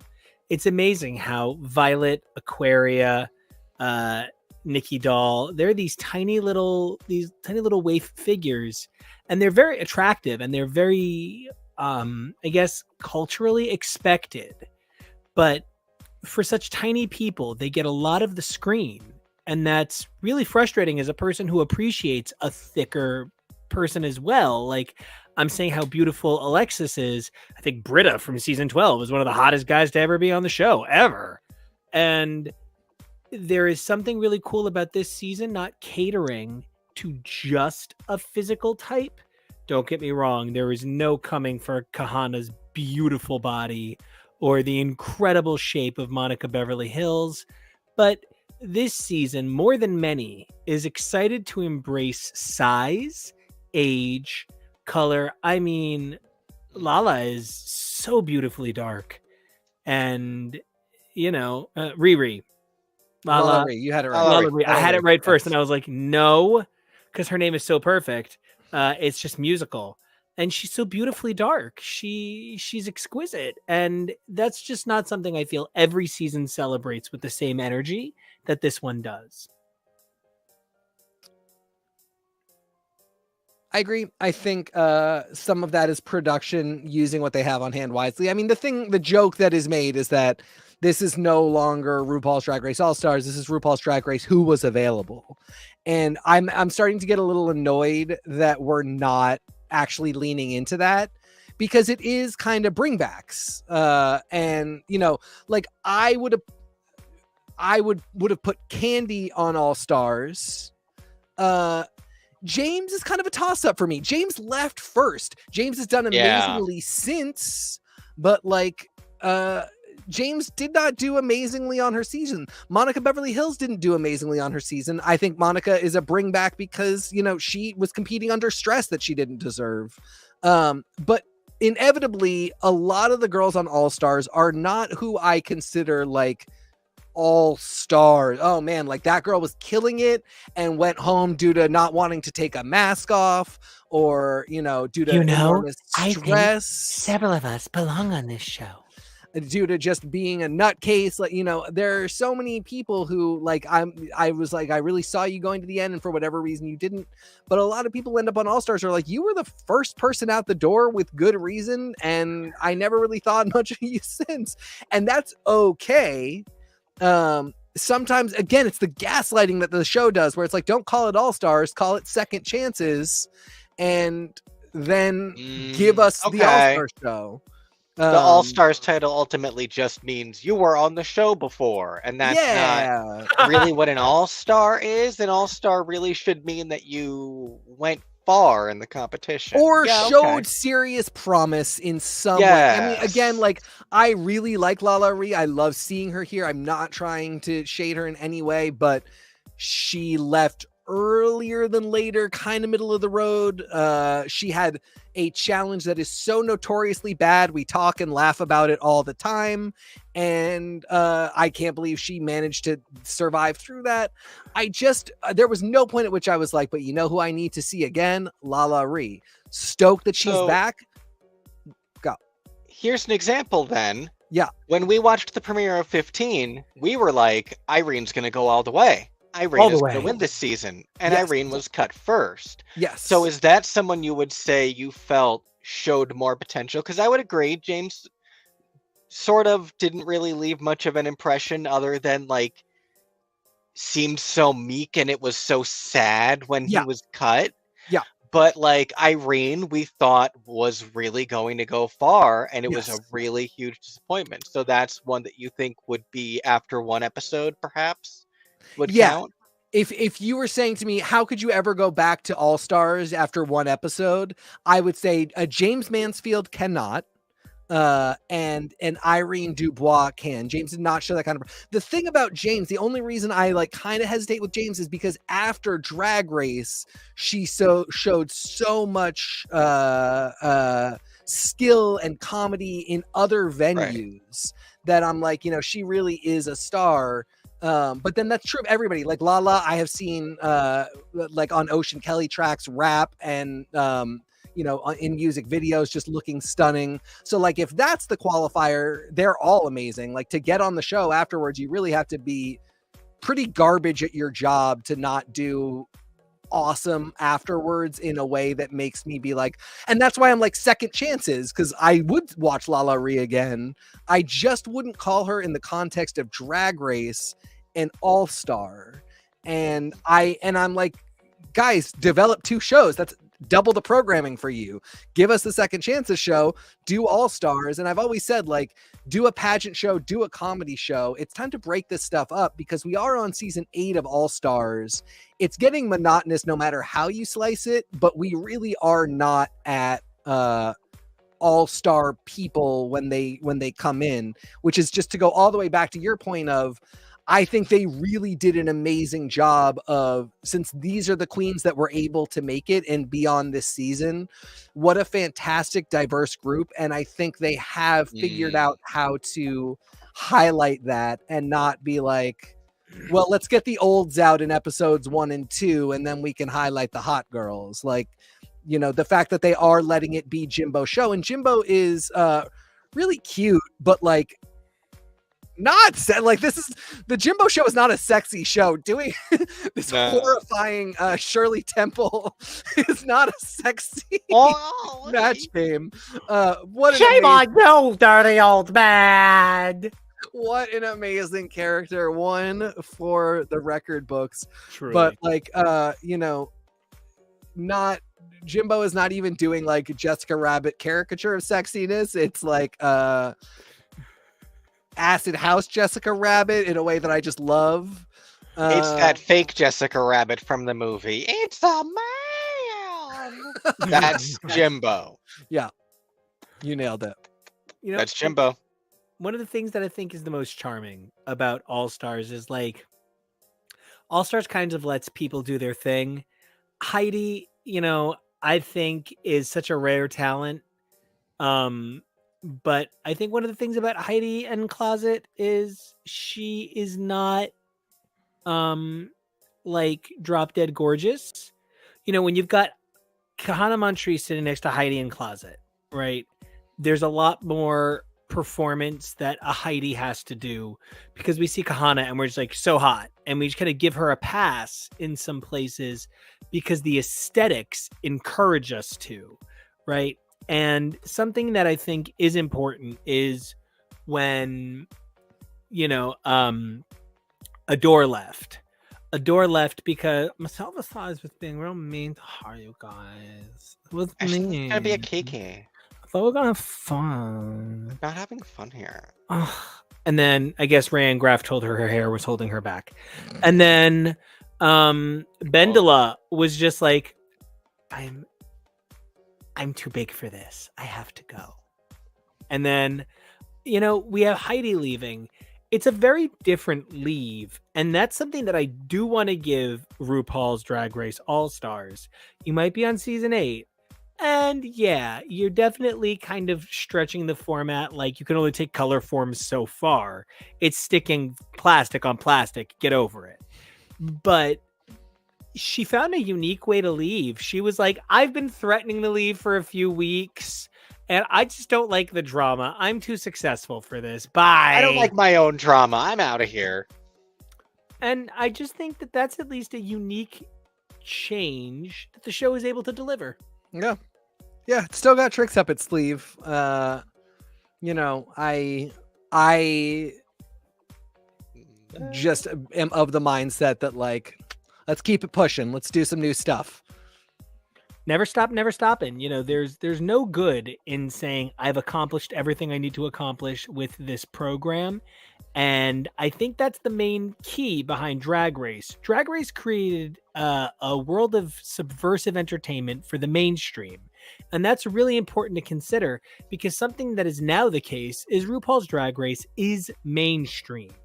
You know, you can't say that it's not, which in some ways means that like RuPaul's Drag Race is responsible for the cuntification of language.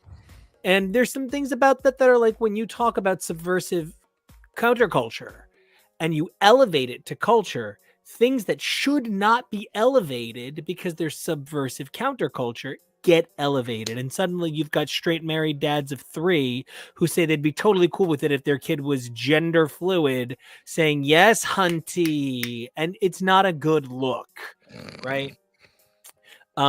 So I mean, they look like giant dorks, but we're happy that they love their kids. And they're always really cute when they get boners when you rub them, right? So there are worse looks. No one ever said golf shirts are uncute. right? So I said that. well, your wrong golf shirts are so cute, and I have a closet to prove it. So, whole point is that I think Drag Race All Stars is sort of falling victim to the fact that it's people we recognize, and that also traps them in a unique situation because now they have to uphold character. Something that it was the first time I noticed it was in like third episode. Aquarius says in season 10 or season 9, 10. But it's Sorry, 9. 10. No, you had it. Yeah, sorry. Aquarius says, I have a lot of fans back home who are watching this. I need to behave within their expectation. And this is an entire show of Aquarius. And that's of note. So everybody here is behaving a little bit more like they're in Clue than they're playing Clue. Right? When you play Monopoly with your friends every now and then, you're like, yeah, idiot, I'm clearing you out at Boardwalk. But if you're doing it on TV, you're always like, oh, no, just a house there. No. Gotcha. That's, I think, a little bit. Oh, you don't have to pay rent on this turnaround. For the record, I'm the most sadistic Monopoly player, and I like to get everybody on the entire board trapped and indebted to me and continuing to play just to play. And before everybody realizes it, we've gone around the board like 9 times where everybody is in debt to me hundreds of thousands of dollars, and they're all just playing in my little maze. I would be great on All Stars because if I'm playing a game, it's to win, and I don't care. So... yeah, but you would fold in the pressure on standard Drag Race.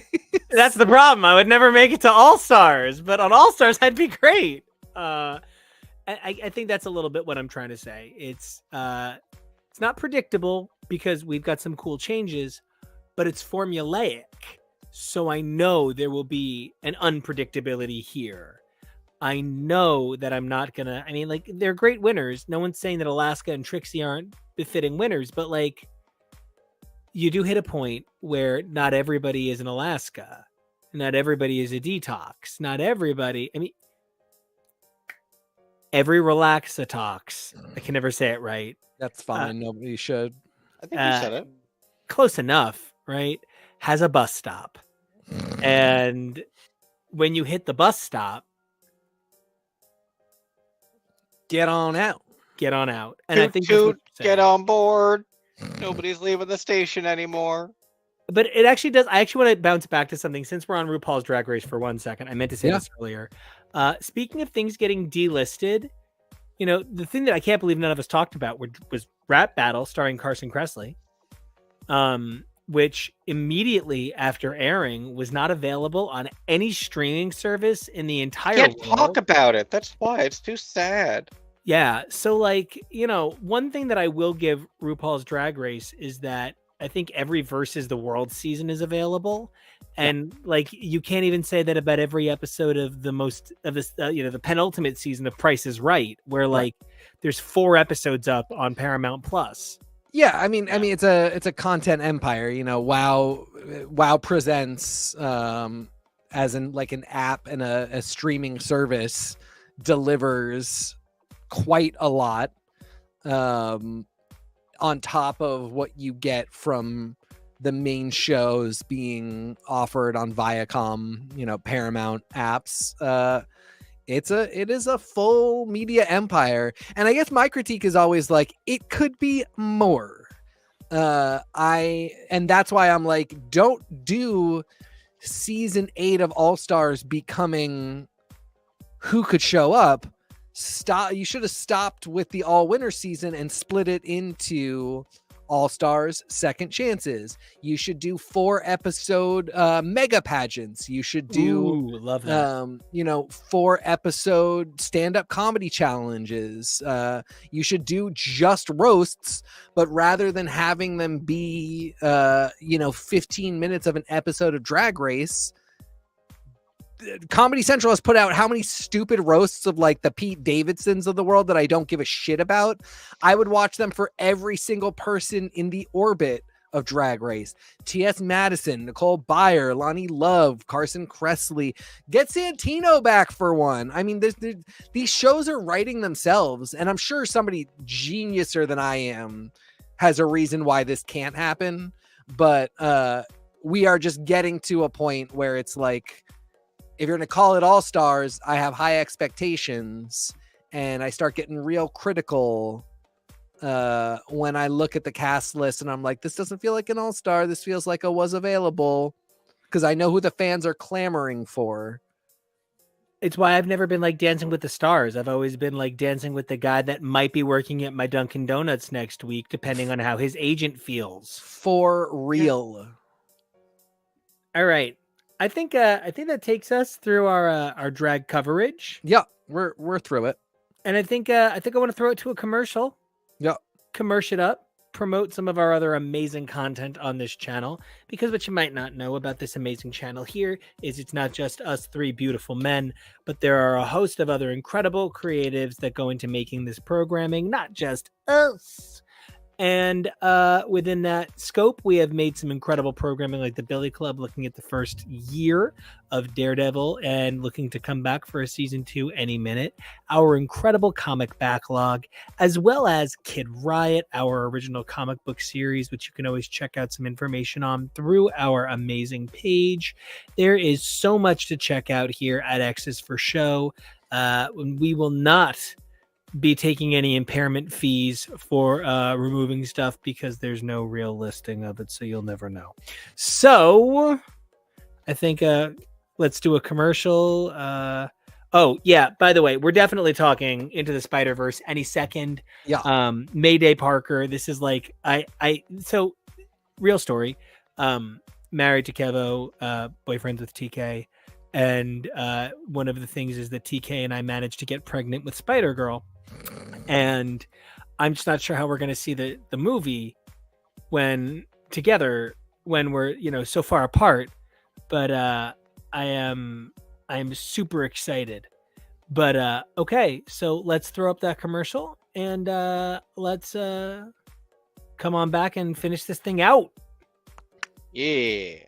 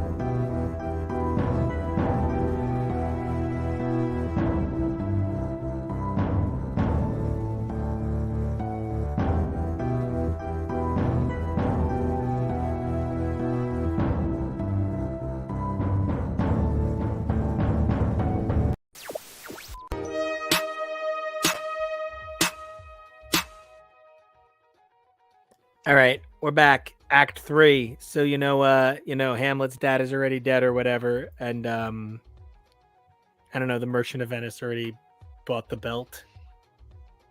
I don't know, what do they buy in the Merchant of Venice? Is it like merchandising a single thing? Yeah, it's old iPhones.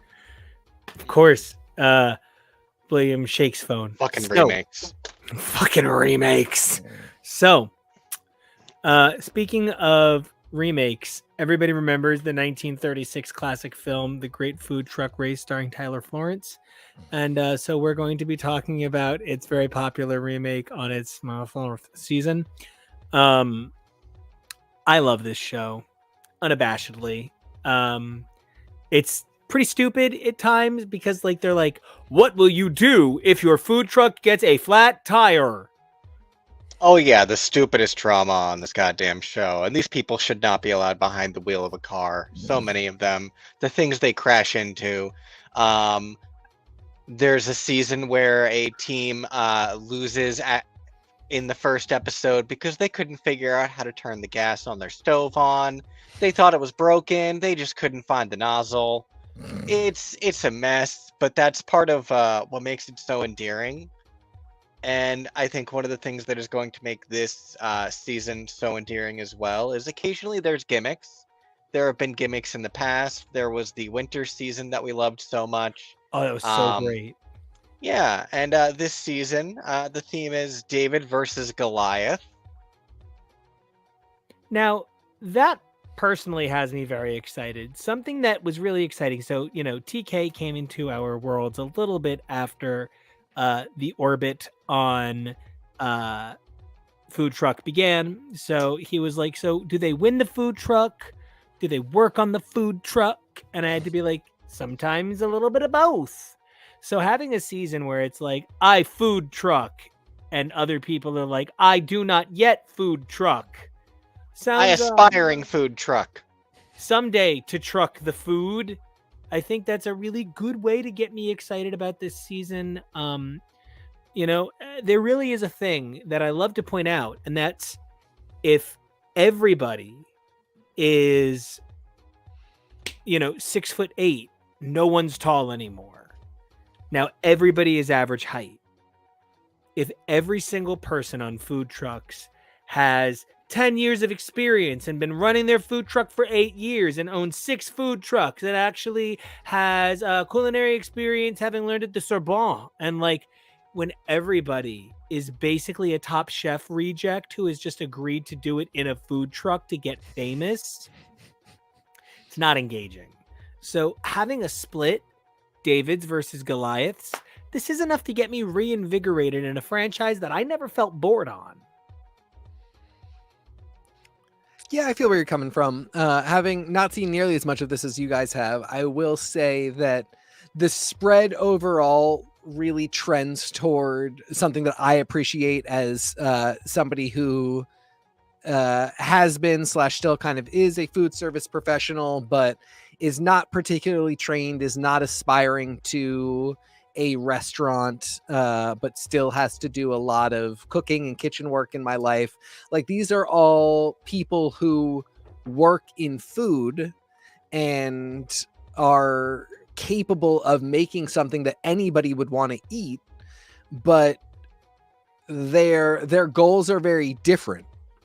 And then on top of that, people's levels of experience in this particular sphere of food service is different, and the requirements for succeeding in it are different. So it's a whole other world. And to take that and then say, we're going to even do you one more and do, David's versus Goliaths. We're going to show even more that there are various spheres of experience here, I think is a really smart move at this point.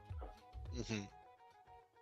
Kevo, I growing up watched a lot of cooking shows. I've sobbed talking about Yan Can Cook and Martin Yan. Julia Child was, my other grandmother, just see Darien Lake. And I really, cooking shows were my childhood. And like Star Trek, there were a lot of things that growing up guys that I was like trying to, get in, were like, that's nerdy. I don't like that. You can't fuck me if you do that. So like these things were beat out of me. And, one of the things you said was, no, I want all of my weird bear. And food shows were something that we graduated into. But I'll be honest, of all of our food shows, this is the only one I feel you're like passionate on. And I would love to know if there's something about this particular show, if there's something about making people cook while driving that really, what is it about this show? Is it the history of drag performers? Is it the cute boys in, tank tops? Is it that we'll always have Boston and Philly cheesesteaks to talk about? Whether it's that some of these contestants are slime balls, whether it's that some of these contestants are not the spirit of Gorilla, whether it's not Gorilla. It's so many things. It's so silly. The theme song is just like, it was a longer theme song, and now it's just the one riff of a guitar and someone shouting, "Food truck road trip." That's the whole theme song. It's so silly and fun. And what does Dave say about his food truck, where he's like, it's basically a van full of ovens? It's exactly like you said. This is such a ridiculous thing to make people compete during. But they do it. Who would have said combine food competition with Amazing Race? And this does it. And I was never a food show person growing up. I caught a couple of episodes of Iron Chef once or twice, but that's about it. As long as it's not The American. I don't know. It was like 3:00 in the morning, and I was 20, so who knows anymore. But food really is something that is universal and that we can all relate to in one way or another. And whether you agree with what the judges say, ultimately, it's something that makes you think about food in a way that you hadn't thought about it before. And especially when you add the danger element of these people crashing. There's going to be a crash this season. Someone's going to hit something or be hit by something. Look at this woman down here in the block. Look at that boot on her leg. Do you think she came to the show like that, or do you think that's going to happen on screen? Who knows? We're going to find out. We can dream. We've seen people drop out for medical reasons and have to be replaced. We saw 2 trucks go down to half people and combine. We saw a woman run off screen because, it is a long-standing tradition that Latin people never seem to get their hackles up more than when we are around other Latin people. As a proud Cubano, I will say there is a lot of, but is she Puerto Rican, that goes on within the community. And there were 2 Latina trucks that were competing, and one Latina locked herself in the bathroom and never came out. Just locked herself in, and they were like, "Will you please come back to production? Oh, Miss, I remember that. You're on camera. Please come back. You literally wore a tiara in your confessional in the first day, and now you're seeming pretty weak sauce. Please come back." And she just wouldn't. It's a show that is always full of surprises. But the other thing that I think this show has going for it, Tyler Florence isn't doing this to become a billionaire. Like, Tyler Florence makes his money from his cookbooks and his meal plans and stuff. Like a chef, he makes his money from being a chef. He doesn't make his money from hosting this dumb show. And if you watch, there's actually a partner show that goes with this where he just talks about the town that they're in and all of the local food that he ate. It's gonna sound horrible, but I love that he's gained 100 pounds since starting the show. I love that he loves his job and he loves eating, and his eyes are always bloodshot and he's always like, so we're pretty sure he's always stoned. But the man loves food and he loves teaching other people how to succeed with food. He's not here to be your chef mentor. He's here to be your business mentor. He does chef mentoring on Worst Cooks, the 4 seasons or 5 seasons he did that. There's something about his entrepreneurial spirit. He wants to see food thrive, and he wants to see it thrive all over the nation. And in a world where Padma Lakshmi has turned her back on Top Chef, this is why they put a foutoir on Solomon Rushdie in the first place. Jesus Christ. This is why. And I didn't write the satanic verses, did I? No. So we don't know that. If I were Solomon Rushdie and I were living in this hovel in an upper middle class suburb in New Jersey. Hovel, he says. I kid. I just wish I had Rushdie money. You know what I mean? So I just think this show stands out as an idea, right? Like, it is kind of like a drag race, whereas an American Idol is just like sing and get famous. There's an artistry to this. The mini challenges are so fascinating to see how people will incorporate the idea of Korean barbecue into a fish fillet sandwich. How you might have to incorporate vegan Latin food into a barbecue challenge. Like, there's an artistry to it that I feel is probably second to none in my heart for cooking competitions.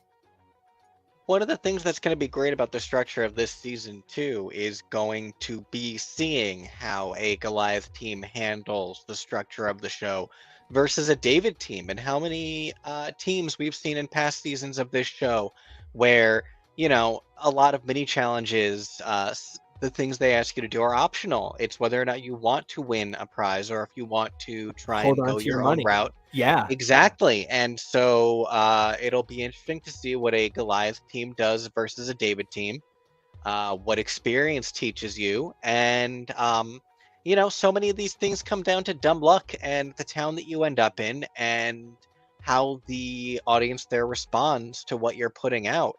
So the crepes from the Goliath team might not do as well as the Creole food from a David team, depending on the area. So just everything about these choices, and there's so many different factors that affect the outcome of the seasons of this show. And so introducing even more elements like this really heightens the level of engagement and entertainment. I think my biggest question for you, TK, is we've watched 16 seasons of this nonsense. And if you're asking me, I think my 2 favorite seasons are the All-Star and the holiday season. The All-Stars were just, it was every team you've ever rooted for. It was so great. But slime balls. So TK, one of the things is, like, you do have the relationship with the culinary arts that you were saying. And, like, I'll be honest, I've said repeatedly, I'll follow you into hell. If you told me that the 3 of us were going to start a food truck tomorrow and we were going to compete, just what do you want to call it? Homo hummus? And we're just going to start making hummus? Let's do it. Like, whatever you said. How do you feel about this? Because I don't want to stress it too much, but Kevo really pointed out my favorite thing about this show. They give you $200 and say you can compete in the challenge, or you can save the $200 for your seed money. You can purposely throw a challenge and save those ingredients for when you're cooking. They make it so clear that this is more about strategy, food preparation. Like, they literally say, if you're smart, you'll prepare the food on Tuesday that you need for Thursday's challenge. Right. Like, how do you feel about a show that is as much strategy as it is talent, where the other things we watch are a little bit more talent than strategy? You know, the thing about it is food prep strategy is talent. Okay, great. Knowing how to manage what you've got and how to set expectations for your customers, for yourself, about your customers as well. That's all part of the game. Knowing when you have a product that benefits from, a bunch of pre-prep work on Tuesday so that on Thursday you can just roll it. Because some things you can't do that with. If Right. it's a sushi truck. So anyway, but I love that. I mean, I like any show that says like, show me that you are on top of your game, and by game I mean like on top of your business, managing all parts of it, your own abilities as a chef, your own abilities as a business person. I'm all about that. So I think that is the right instinct to convince me that these are people worth rooting for. Kevo, what brings you back to this show? TK gave a really compelling reason that somebody might be willing to open their heart to this show, but you've watched 16 seasons. This is the 4th fucking all-female creperie. Are you kidding me? And always or something like black hair. And like it's man, though, these guys that's the right size a man should be. Like those two guys, that's a good size boy. What brings you back? We're coming up on the house. Oh no, those two guys are also not bad. Well, and we're coming up on the truck that I know is trend this truck. is the one we're going to have our eyes on for sure. If you look at that guy's like thigh thickness and arm thickness, that guy could wrestle a bear. And part of why I wanted to cycle through all the different truck photos to give a closer look at everyone is one of the reasons that does bring me back to this show so much is every year the diversity of trucks that there are. It's really so interesting, and you never know which ones are going to make it, like I said, for all the different various factors. And it's really fun to see who they pick. Like the truck designs are always so fun, and you are always very surprised by the personalities of these people, and you think just based on appearance, I swear to God, I would guess we're gonna hate these women, but they could be our favorites. Yeah, it's 50-50. There have been these, twee little pigtail girly girls that we've been like, they need to go home, and there have been ones that we've been like, we want to see them go all the way. There was the season with Just Wing It that we loved so much, where those boys had that really fun relationship with the group of girls that season, and we really enjoyed them. And you really can't pin anyone down just based on what the culinary art is or what they look like. It's always such a surprise what you end up with. The number of trucks that have an outwardly facing celebrating Black culture, celebrating Black street culture, urbanized culture, hip hop. And then when they get on the truck, they're like, so what do you guys make? And they're like, oh, we do salmon crepes and we studied delicacies. So we also hand make croissants every morning. And then as soon as they open up, they're like, all right, so who wants a hip hop croissant? And like, it is this fine art. Whiplash. Yeah. And it's a celebration that if that 1 in a million truck, that unique blend of those two things, because there's dozens, hundreds, thousands of trucks that would blend those two things. But this one truck that does it in this one way, it's something I wouldn't get to see over here. And it's something that the 1,500 miles that these guys cover, those people wouldn't get to see either. This inspired me to love food trucks the way I do. I definitely wasn't a food truck guy before this. But the big takeaway for me is that I love this show as something to share with people I love. Drag Race is a communal experience. This show is a communal experience. I'm also very, very, very, very excited about Project Runway, but that's a very personal experience for me.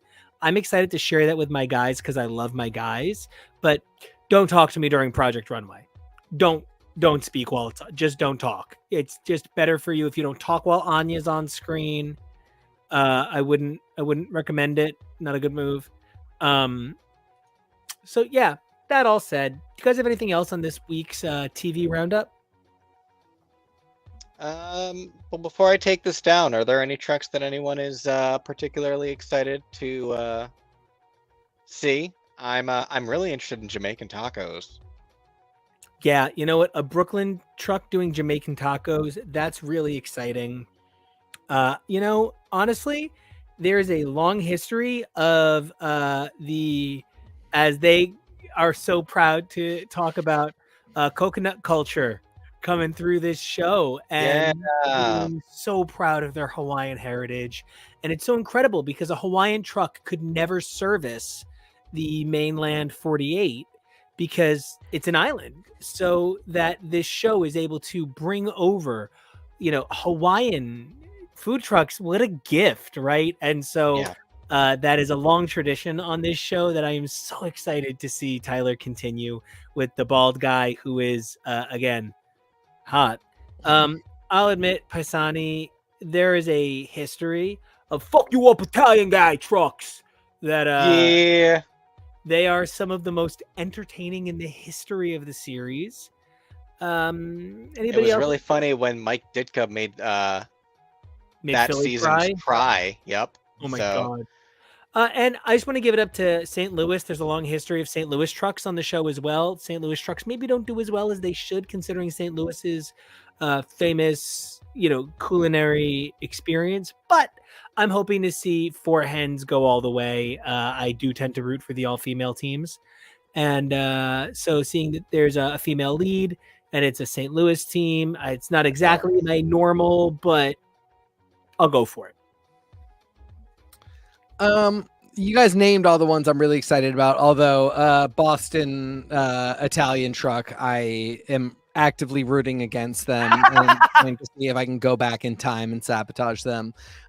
In exchange, I would love to see Lisa's Creperie just absolutely dominate and destroy them. Just kill. Yeah, just eat them alive. Yeah, I want that to be the narrative. I want like them Nelly to be adorable. Furtado. Yep. Eat your man. Yep. Devour him whole. So that's, fingers crossed about that. Especially because they're both Goliaths. So yeah. So which Goliath is better? I'm excited to find out. I'm excited to see any of these Goliath teams try to big dick each other. Yeah. And I wonder how many of them have actual legitimate experience with each other. I am not quite sure that as many seasons in the past have had what I would refer to as Goliath trucks. There's just no, let's just say it for 1 second, the most famous, most powerful, most incredible truck ever, like the Oz of food truck race, fucking Lime Truck, man. Lime Truck did a season, did an all-star season, came back and did multiple appearances as mentor trucks. Lime Truck is the all-time Kelly Clarkson of this fucking show. It's the Jinx of this show. So there's just, I don't know. I am so excited because I've never, Kevo and I literally, I don't want to be like a dork, but I've said to Kevo for 3 years now, I kind of just want to talk about Food Truck and Project Runway on YouTube. And I've specifically said it's these two shows.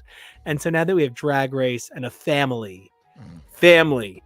I was already on the main page. Might as well. And a family worth talking about it with. I couldn't be more excited or more proud. And tomorrow, speaking of, oh God, wait, can you just go to Victor for a second? Victor Linda, right? No, that's Victor's. I don't have anyone labeled. That one, yep, that's Victor. He is an example of a man who said, if I'm going to come back to reality television, I'm going to have a look. I'm going to update my look. I'm going to understand that this is an industry. The same is true of Rami, who I thought was gorgeous when I was a kid and watching this. And the man he's grown into is just as beautiful. Kato is one of the most famous competitors from this show ever. She has an incredibly successful line of cannabis-infused clothing and hemp clothing, and she is a genius.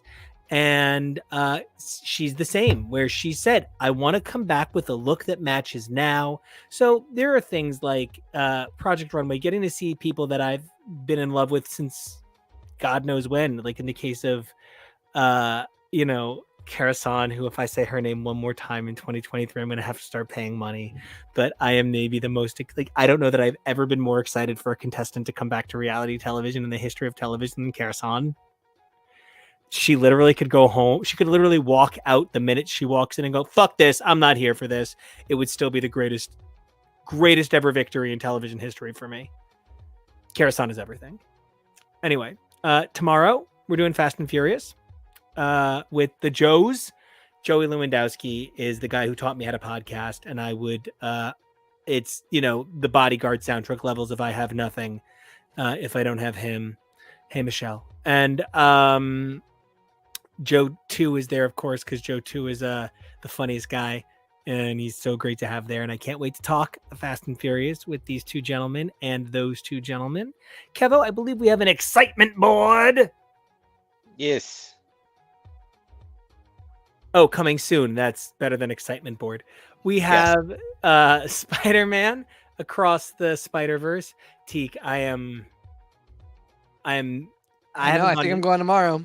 I haven't gone to see it yet because I wanted to go when you go, so that we can talk about it so we can see her. Oh, we're gonna talk about it. Okay. Really excited. It's the best. Miguel used to be my spider guy. Now it's Mayday. Some other baby. I know a couple of spoilers. I know a couple of appearances. I'm really excited. Can't wait to go see it. I know that Pedro Pascal is not in it yet because Oscar Isaac really wants him to be. So I think, Of course here's he wants his boyfriend before in it. I've even seen the movie, here's my pitch for that, because we're obviously getting this baby and I love this baby, but the baby's not going to be grown up by next movie. So Pedro Pascal should play old Peter Parker, that is the father of Mayday, who is a teenager who should be there for realsies. I'm stoked we're getting baby Mayday, but now I need a cool teen. Kevo, who did you say was playing Gwen's Pete? Oh, Boimler. Oh yeah, Jack Quaid. Yeah, there's just a lot of really cute voice cast members in here. And so many people want to be involved in these things. And I just think that's so cool how many people are so into doing voice work now. Nico, here's my challenge for you. Across the Spider-Verse, a la Across the Universe. How has this song not been produced? Do it now. Spider Guru Craven Venom. Nailed it. See? All right. Expect this for next episode, everyone. I'll do what I can, but I'm going to super hard channel Fiona. Yeah. But I'm going to segue a little bit and do Rufus doing Judy at the Palladium. So speaking of Jack Quaid and Boimler, Star Trek Strange New Worlds is my favorite series in a franchise that means more to me than my left nut. And I have never respected a captain the way I respect Pike. It's one of the most fantastic pieces of sci-fi art I've ever seen. It is... And it's hard to even talk about how it so perfectly works in the original, but isn't afraid to do its own thing. I've never been more impressed with Rebecca Romijn as an actress or as actress, but the physicality she carries herself with is unlike anything she's ever physically moved with. It's a different sense of movement. Everybody gives their best here. It's also a beautiful cast. They're all such an attractive looking crew. It makes it really exciting to watch them in HD in a way that I would not appreciate William Shatner. Anybody else? Anything else on the coming soon board they want to hit up? No. Oh God, Barbie. Yes, can't wait. Sorry. Yeah, so I mean, it's all going to be good. We're going to have a blast with all of it. Don't even worry. And more TV will happen. We'll end up having to pull some stuff from the archives if this writer strike goes on, but that's okay because we can always find something good. And I'm just excited. How about you, Kevy? What? Are you excited for anything? Yeah. Okay, well, you heard it here first. There you go. He's excited. No, yeah, we got a lot of cool stuff coming up. Never worry about us finding something to talk about. That's for sure. Yeah. I also just need to say that about a month ago, I made a comment that I was 100 follows away from 1,000 follows on Twitter, and that I would post something semi-inappropriate when I reached that. And I am unfortunately crazy close to the number I said I would do that too. So let's see how this goes. But speaking of that, where in the fudge can everybody find you snacking, Kevo? Snacking in my house, but you can find me on the internet over at Kevoreally. That's KEVOREALLY. TK, where can people find you snacking? You can find me snacking in a closet with all the lights off, weeping silently to myself. And then afterwards, I go on the internet as X Nate X Gray X. Nico, everybody already knows where you're snacking. Ah, you're the snack buddy. I'm always snacking. It's just always like peanut butter or butts, right? And you guys can find me doing both of those things. Wrong. Oh, right. Sorry. You said gay butts, pride so board. I was bringing up butts. Well, no, I was bringing yeah, this is up like first, actually bringing the up butts. image of my gayness, like drawn out, every shade of the gay flag right here. Beautiful. All sorts of butts, big butts, small butts. It's great. But also, I did win a GLAAD award this year, and I'm very proud. And a gaming award, right? And again, if you don't take the time to say the people who made these things possible, you're crazy. And that's Joe Glass and Matt Miner, two brilliant visionaries who took the time to invest in a bunch of creators and made a book that literally changed everything. It won a bunch of awards. That's I'm so lucky to be a part of it. Also, real quick, it's Pride. Go tip a fucking drag queen, right? And if you're gonna tip a fucking drag queen, might I recommend Demanda Martini. She is not just incredibly talented, but she's kind of like a muse for me, and I just think she's great.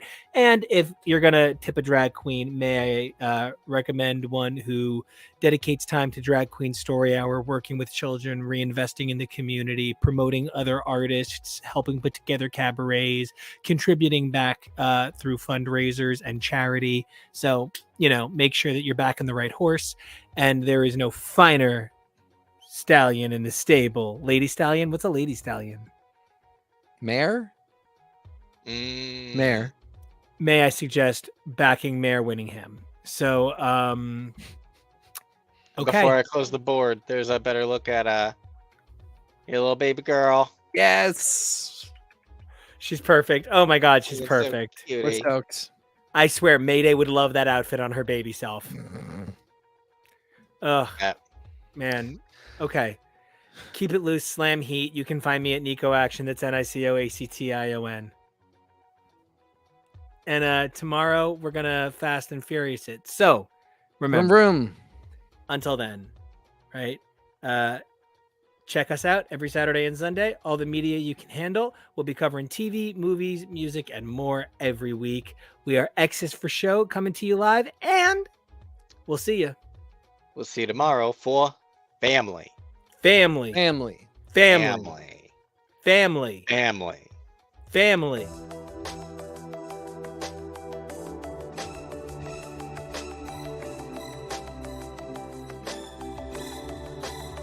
Family. Family. Family. Family. Ants. Family of ants. Ant family.